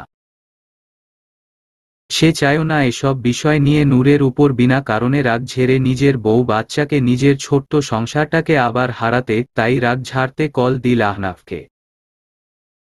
চাঁদনি আর নূরের কথার মাঝে ওখানে আসল তানিয়া এসে চাঁদনির পাশে বসল সোজা। তারপর নূরকে উদ্দেশ্য করে বলল, নূর একটু যা তো, আমাদের কথা আছে, আর মেহেদি আর্টিস্টদেরও একটু রেস্ট নিতে দে। নূর তানিয়ার কথা শুনে চেতে গেল, বলল, তানিয়া আপি, বলেছিলে তুমি বাড়াবাড়ি করবে না। অলরেডি তোমাদের জন্য আমরা চারজন অনেক সাফার করেছি। দয়া করে আমাদের লাইফে আর অশান্তি করো না। এসেছ, খাবার দাবার খাও, তারপর চলে যাও। তানিয়ার মুখ মলিন হল, না পেরে এবার চাঁদনিকে বলল, চাঁদনি প্লিজ একটু সময় দিবে। বিশ্বাস করো আর অশান্তি করতে আসিনি। কালকে সকালেই আমার ফ্লাইট, মাত্র 2 দিনের জন্য দেশে এসেছিলাম তোমার আর আহনাফ ভাইয়ের কাছে ক্ষমা চাপ বলে। চাঁদনি নরম হল। নূরকে ইশারায় যেতে বলল। নূর এবার ঘাবড়ে গেল। ভয় পাচ্ছে। আবার যদি কোনো অঘটন ঘটে। ওর তো কোনো দোষ নেই। গাড়িতে উঠার সময় হুট করে খালামণি আর কাকিমণি তানিয়াকে ওদের সাথে গাড়িতে তুলে দিল। নূর কিছু বলার সুযোগও পায়নি, কারণ নাজমুল দুলাভাই ওখানে দাঁড়িয়েছিল। কিন্তু রুদ্র কি তা বুঝবে? বুঝতে চাইবে? রুদ্র যদি ওকে ভুল বুঝে, আবার যদি ওর পরিবারের জন্য নূরকে একা ছেড়ে দেয়। ঘামছে নূর। আবার পুরনো স্মৃতি মনে পড়ছে। প্যানিক করছে সে।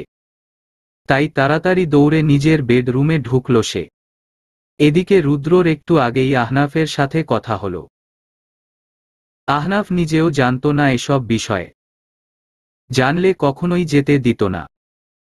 তানিয়া ওর হাজবেন্ডের সাথে দেশে এসেছে, যতই হোক নাজমুল ওই বাড়ির একমাত্র জামাই, তানিয়ার জন্য তো আর নাজমুলকে তারা অপমান করতে পারে না। সেজন্য আহনাফও তানিয়ার কোনো বিষয়েই নাক গলায়নি। রুদ্রও বুঝল। কিন্তু হুট করে নূরকে রুমে দৌড়ে যেতে দেখে চমকালো সে। সেও নূরের পিছু পিছু গেল। রুমে ঢুকতেই রুদ্র দেখে দেয়ালের এক কোণে বসে নূর ফোঁপাচ্ছে। চোখ মুখ ভয়ঙ্কর ভাবে লাল হয়ে আছে। বারবার ফোঁপাতে ফোঁপাতে নিজের হাত কামতারা চিহ্ন রাখছে নূর। রুদ্র এগিয়ে গেল সেদিকে, আগলে বুকে টেনে নিতে চাইল নূরকে। কিন্তু নূর ধাক্কা মারে সরিয়ে দিল তাকে। হুঁশ হারিয়েছে নূর। ভয়ঙ্কর ভাবে মুখ খারাপ করে গালি দিল রুদ্রকে। বলল, জানো আর তত্ত্বার বাচ্চা, আবার দোষ দিতে আসছিস না তুই? আবার আমাকে কষ্ট দিতে চাচ্ছিস তাই না? কি বলবি? আমি তানিয়াকে ইচ্ছা করে আনছি তোর বোনের জীবনে, তোর বোনকে কষ্ট দিতে। হ্যাঁ, যা আনছি। কি করবি কর মা, খা, তোকে আর ভয় পাই না আমি। তুই আমাকে ছাড়ে দিলেও আমি কষ্ট পাব না। যা তুই যা, সর এখান থেকে। না হলে তোকে আর তোর পুরা পরিবারকে খুঁতারা চিহ্ন ন করব। রুদ্র সুবোধ বালকের ন্যায় শুনল, সব বুঝল। আবার এগিয়ে গেল তার স্ত্রীর পানে, জোর করে টেনে বুকে নিল। নূর ভয়ঙ্কর আচরণ করছে। বারবার কি তারা চিহ্ন, লঘু তারা চিহ্ন সি দিচ্ছে রুদ্রর বুকে। জোরে জোরে কামড় দিচ্ছে। কামড়ে তারা চিহ্ন কোক্ত বের হয়ে গেছে। তবু রুদ্র নির্বিকার। চুপচাপ সহ্য করল প্রাণপ্রিয়ার দেয়া ব্যথা। একটু পর শান্ত হল নূর। তবে কেঁদে দিল এবার। রুদ্র আরো শক্ত করে বুকে জড়িয়ে রাখল নূরকে।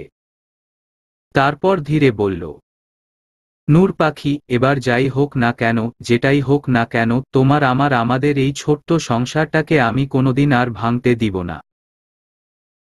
শেষ নিঃশ্বাস পর্যন্ত আগলে রাখবো জান। ভয় পেও না। তানিয়া কিছু করলে সেটা তানিয়ার দোষ জান, তোমার না। তুমি তো আমার জান পাখি। আর ওই ভুল করব না জান। ভয় পেও না প্লিজ। আমি আছি তো জান, নিজের শেষ নিঃশ্বাস পর্যন্ত এভাবেই থাকবো তোমার পাশে সোনা। নূরের অশান্ত মন শান্ত হল। পচা পচা কথা বলায় অনুতপ্ত হল সে। মাথা তুলে বলল, সরি। একটু আগে অনেক পচা আচরণ করেছি না? পচা কথা বলেছি না? অনেক সরি। ক্ষমা করে দাও প্লিজ। রুদ্র হাসল। তারপর নূরের ফোলা ফোলা গালে টপাটপ চুমু খেল। হেসে দিল নূর। লাল হাট। চাঁদনি শূন্য দৃষ্টিতে তাকিয়ে আছে। আর ওর পাশে বসা তানিয়া। আচমকা চাঁদনির হাত দুটো নিজের হাতে নিল তানিয়া। বলল, আমাকে ক্ষমা করবে চাঁদনি। শুধু তোমার আর আহনাফ ভাইয়ের কাছে ক্ষমা চাপ বলে এত দূর থেকে এসেছি। চাঁদনি এখনো নির্বিকার। কি বলবে সে? ভাষা পাচ্ছে না। না, চাঁদনি রেগে নেই আজ। তবে সংকোচ হচ্ছে তার, ভীষণ সংকোচ। এই সত্য তো সে কখনো অস্বীকার করতে পারবে না যে আহনাফের প্রথম স্ত্রী তানিয়া। হ্যাঁ, চাঁদনি আহনাফের জীবন থেকে চলে গিয়েছিল। আহনাফ তানিয়া যাতে সুখে সংসার করতে পারে সেটাই দোয়া করেছিল সে। 2 বছর ওই শহরে পা রাখেনি চাঁদনি যাতে তানিয়া আহনাফের সংসারে তার জন্য অশান্তি তৈরি না হয়। সে তো এটাও জানত না যে আহনাফ তানিয়ার ডিভোর্স হয়ে গেছে। কিন্তু আহনাফের ডিভোর্সের 6 মাস পর ভাগ্য যে আবার আহনাফকে তার কাছে এনে দিল। ওদের সংসার ভাঙ্গায় তো চাঁদনির কোনো দোষ ছিল না। তবুও চাঁদনির সংকোচ হচ্ছে। তার হবু স্বামী একটা সময় তার সামনে বসে থাকা মেয়েটার স্বামী ছিল। চাঁদনিকে চুপ থাকতে দেখে তানিয়া নিজেই বলা শুরু করল, তখন 10 বছর বয়স আমার, আর আহনাফ ভাইয়ের 12। খেলতে খেলতে আমার বল রাস্তার মাঝে চলে যায়। আমি বল আনতে গেলে সামনে থেকে একটা মোটরসাইকেল দ্রুত গতিতে ধেয়ে আসে।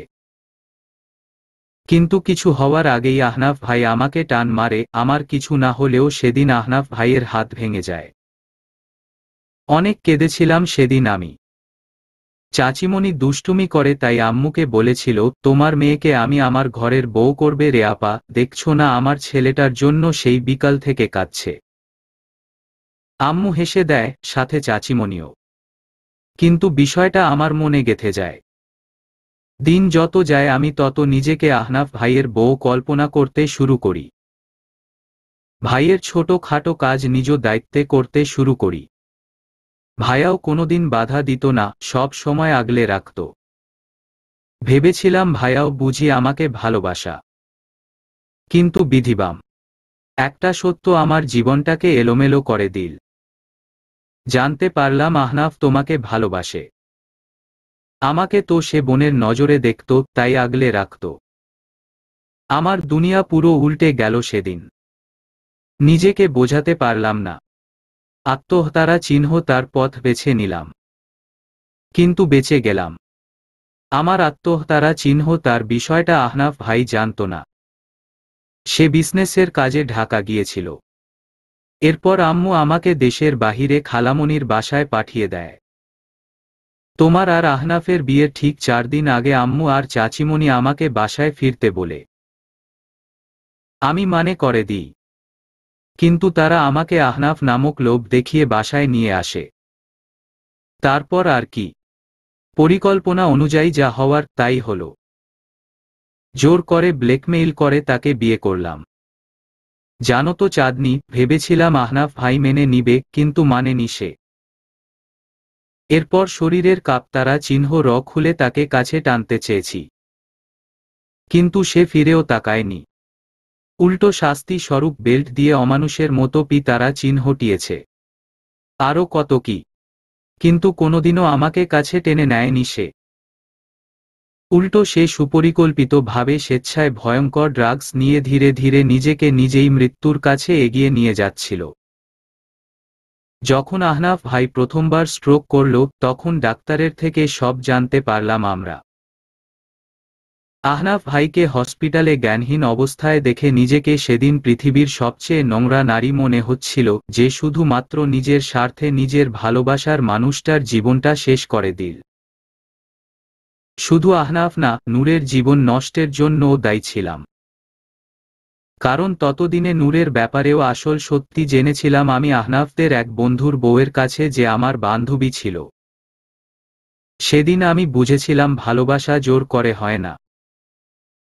ভালোবাসার মানে কখনোই নিজের ভালোবাসার মানুষটার সুখ কেড়ে নেওয়া না, বরং তার সুখের কথা ভাবা।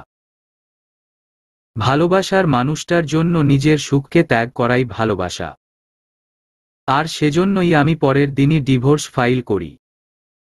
তারপর ডিভোর্স দিয়ে দেশের বাহিরে চলে যাই। চাঁদনি এবার বলে, আমি তোমার উপর রেগে নেই তানিয়া আপি।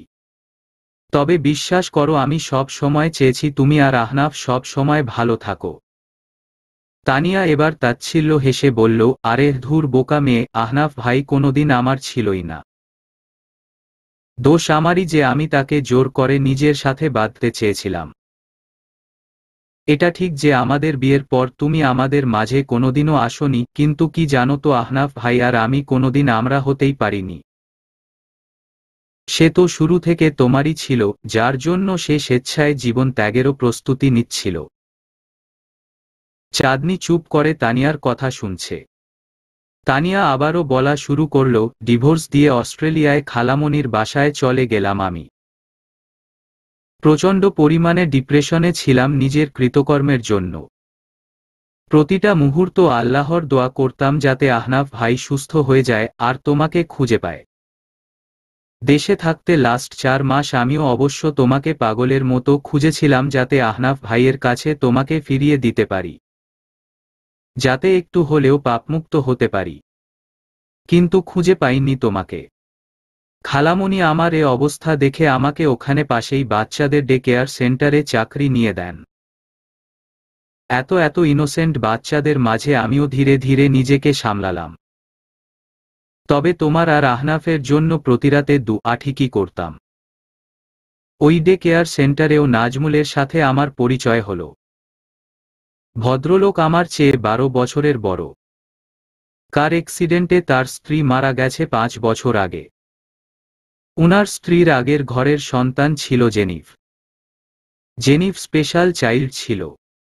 আর নাজমুলের বাসায় আর কেউ না থাকায় প্রতিদিন অফিস যাওয়ার সময় জেনিফকে সে আমাদের ডে কেয়ারে রেখে যেত। ওখানেই পরিচয় ওর সাথে। পরিচয় থেকে প্রেম, আর প্রেম থেকে প্রণয়। জানো তো চাঁদনি, আমি এখন অনেক অনেক হ্যাপি। কারণ কি জানো? আমি নাজমুলকে যতটা ভালোবাসি তার চেয়ে 1000 গুণ বেশি সে আমাকে ভালোবাসে। আর আমাদের ভালোবাসার চিহ্ন কিছু দিন পরেই এই পৃথিবীতে আসবে। বলেই চাঁদনির হাতটা টেনে নিজের পেটে রাখল তানিয়া, বলল, আমার সোনাটার জন্য একটু দোয়া করে দাও না গো। আর ওর এই পাপী মাটাকেও ক্ষমা করো। আবেগে হুঁশ হারিয়েছিলাম, পাপ করেছি, এখনো অনুশোচনায় গুমড়ে মরি। চাঁদনি আচমকা জড়িয়ে ধরল তানিয়াকে, তানিয়াও স্বস্তির নিঃশ্বাস ছেড়ে কেঁদে দিল। অবশেষে পাপ মুক্ত হল সে। লাল টুকটুকে শাড়িতে সেজেছে চাঁদনি, মাথার ঘোমটা টানা। তাকে বসিয়ে রাখা হয়েছে। ঠিক তার সামনেই বসেছে সাদা পাঞ্জাবি পরা আহনাফ, মুখে তার হাসি। সবার মুখেই হাসি, তবে মাঝে তাদের মসলিন কাপড় আর ফুল দিয়ে তৈরি বিশেষ পর্দা। চাঁদনি মাথা নিচু করে ধীর কণ্ঠে বলল, আলহামদুলিল্লাহ কবুল, আলহামদুলিল্লাহ কবুল, আলহামদুলিল্লাহ কবুল। আহনাফও উচ্চস্বরে বলল, আলহামদুলিল্লাহ কবুল, আলহামদুলিল্লাহ কবুল, আলহামদুলিল্লাহ কবুল। বিয়ে পড়ানো শেষে সবার সামনে উঠে গিয়ে চাঁদনির ঘোমটা আলতো করে উঠিয়ে কপালে ওষ্ঠ ঠেকিয়ে কেঁদে দিল আহনাফ। চাঁদনিও যেন আর নিজেকে স্থির রাখতে পারল, উচ্চস্বরে কেঁদে দিল সে। তবে এ কান্না সুখে, এ কান্না অপেক্ষার অবসানে। অপেক্ষা, পুরো 10টা বছরের অপেক্ষা। রাত প্রায় 1টা বাজে। আহনাফ এখনো লাপাত্তা। এদিকে বিছানায় বসে ঘুমে টুপছে চাঁদনি। রাগে গা কাঁপছে ওর। কি ভরা পূর্ণিমা আজ! এজন্যই আজকের দিনে বিয়ের ডেট নিয়েছিল সে। ভেবেছিল একসাথে দুজনে বসে জ্যোৎস্না বিলাস করবে। কিন্তু হলো আর কই, জনাব যে এখনো লাপাত্তা। রাগে বিয়ের পোশাক পরেই ঘুমিয়ে পড়ল সে। 30 মিনিট পর পাক্কা 10,000 টাকা পকেট থেকে বিসর্জন দিয়ে ঘরে ঢুকল আহনাফ। চোখ গেল বিছানায় ঘুমিয়ে থাকা লাল পরীটির দিকে। এটা সেই পরী যাকে কাছে পাওয়ার জন্য 10টি বছর অপেক্ষা করেছে, যার জন্য সে স্বেচ্ছায় মৃত্যুকে গ্রহণ করতেও রাজি হয়ে গিয়েছিল। আজ সেই পরীটি তার স্ত্রীরূপে তার ঘরে, তার বিছানায় ছোট্ট বিড়াল ছানার ন্যায় ঘুমিয়ে আছে। আহনাফ ঘড়ি দেখল, রাত 1:30 বাজে। জানে মেয়েটা অনেক ক্লান্ত, সারাদিন অনেক ধকল গিয়েছে তার উপর দিয়ে, মানসিকভাবেও বিপর্যস্ত। কিন্তু এখন আহনাফ মোটেও মানবিক আচরণ দেখাতে রাজি না। চাঁদনির জন্য একটু কষ্ট হচ্ছে, তবু সে 10 বছরের অপেক্ষার পর পাওয়া এই রাত এভাবে নিরামিষ হয়ে থাকতে পারবে না। ভাইরে ভাই, এতটাও ভালো না সেহু। আহনাফ বিছানার দিকে এগিয়ে গেল। ধীরে ধীরে চাঁদনিকে ডাকল, চাঁদ যান, উঠো প্লিজ, কাল ঘুমিও যান, প্রমিস কাল বিরক্ত করব না। বলতে বলতে আদুরে ছোঁয়া দিতে লাগলো চাঁদনির গালে। চাঁদনি যেন ঘুমের মধ্যেই আদুরে স্পর্শে আহ্লাদী হয়ে উঠল। আরও গভীর ঘুমে তালিয়ে গেল। আহনাফ এবার ধৈর্য হারালো, কামতারা চিহ্ন বসালো চাঁদনির তুলতুলে হাতে। ব্যথায় ধরফরিয়ে উঠে বসল চাঁদনি। চোখ ডলতে ডলতে রাগী চোখে তাকালো আহনাফের দিকে। এদিকে আহনাফ মিটিমিটি হাসছে। চাঁদনি রেগে বলল, এই ছেলে সমস্যাটা কি? একদম বিরক্ত করতে আসবে না আমায়। ঘুম ধরেছে। আহনাফ হাসল আবার। পরনের পাঞ্জাবি ছুঁড়ে মারল মেঝেতে। চাঁদনি যেন বুঝল, কাপা গলায় বলল, এই একদম না। আর কিছু বলতে পারল না সে। শব্দ তার মুখেই থেকে গেল। একটা সময় পর চাঁদনি নিজেও সায় দিল। সায় না দিয়ে কি থাকা যায় নাকি? এত বছরের অপেক্ষা, এত বছরে ভালোবাসা। আঁকড়ে ধরল তার আহনাফকে। হ্যাঁ তার, শুধুই তার। মোমবাতিগুলো প্রায় নিভু নিভুক, কিছু তো নিভেও গেছে। অন্ধকারের মাঝেই জানালার পাতলা পর্দা ভেদ করে বাহিরের ল্যাম্পপোস্টের আলো বিছানায় পড়ছে। আর সে আলোয় দুজন তৃষ্ণার্ত জুটি নিজেদের ভালোবাসাকে পূর্ণতা দিচ্ছে। 9 মাস পর নিজের 7 মাসের উঁচু পেট নিয়ে বসে বসে আচার খাচ্ছে চাঁদনি। এই তো আর কয়টা মাস পর তার পোচকু সোনা আসবে পৃথিবীতে।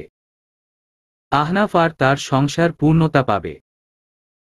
চাঁদনি এখন ওর শ্বশুর বাড়িতেই থাকে, বিয়ের পরেই ঢাকা ছেড়েছে। রুদ্র আর নূর এখন কানাডায়। অবশ্য নূরের বাবা মা, চাঁদনির বাবা মাও উভয়ই কানাডায় ওদের সাথেই শিফট করেছে। চাঁদনিও চেয়েছিল যেতে, কিন্তু আহনাফ রাজি না। তাই আর চাঁদনিও এসব নিয়ে বাড়াবাড়ি করেনি। ভাবনার মাঝেই হুট করে চাঁদনির পেটে চুমুর ঝড় উঠল। চাঁদনি বুঝল তার পাগলা পুরুষ এসেছে। এখন নিত্যদিনের ঘটনা। পাগলটা যেদিন থেকে শুনছে যে বাবু আসবে সেদিন থেকেই চাঁদনির পেটে প্রতিদিনই চুমুর ঝড় উঠে। হাত বাড়িয়ে পাগলটার চুলে বিলি করে দিত লাগলো চাঁদ। আহনাফ এবার আলতো করে চাঁদনির গালে কপালে চুমু দিল, বলল, ভালোবাসি চাঁদ। চাঁদনি আহনাফের হাতটা নিয়ে গালে রেখল। হেসে বলল, ভালোবাসি পচকুর পাপা।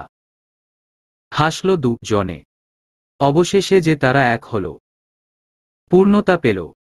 7 মাসের পেট নিয়ে সিরিয়াল দেখায় ব্যস্ত নূর আর ওর শাশুড়ি মা। এদিকে রুদ্র বিরক্ত। সেই কখন অফিস থেকে ফিরেছে, কিন্তু বউ ব্যস্ত সিরিয়াল দেখায়। রুদ্র ব্যস্ত দাদুর সাথে খেলা করতে। কাকতালীয় ভাবে নূর আর চাঁদনির প্রেগন্যান্সির টাইম একই।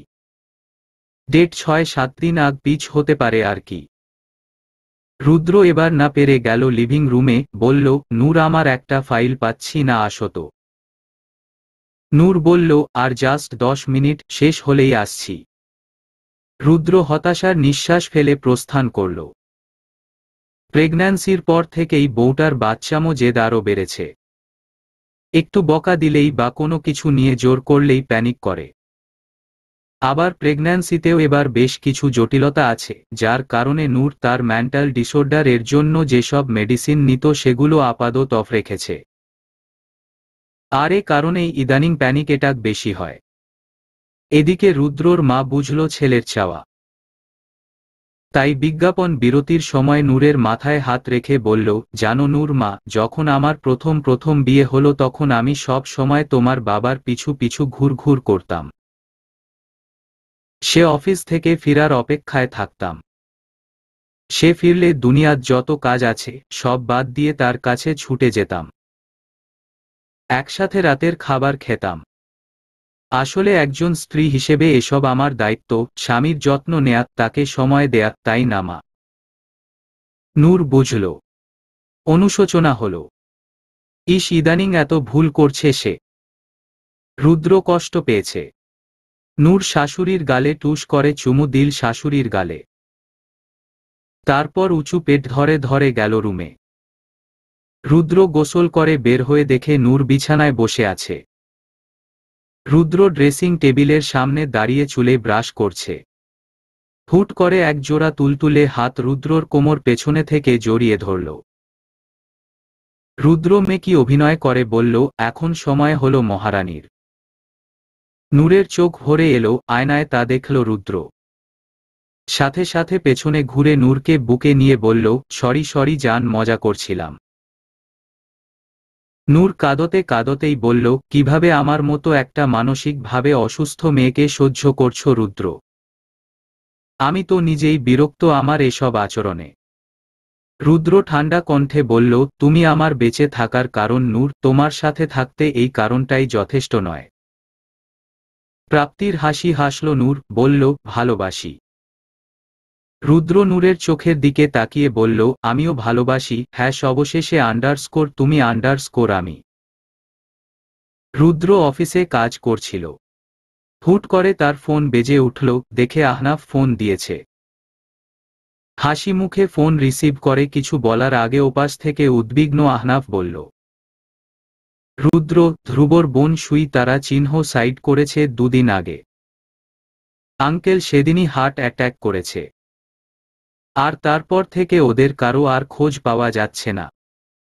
আমি আজ ঢাকায় এসেছিলাম। তখন ধ্রুবদের বিজনেস পার্টনার বলল আমাকে। ধ্রুবকে অনেক ফোন দিয়েছি, কিন্তু ফোনও অফ তার। রুদ্র ফোনটা কেটে দিল।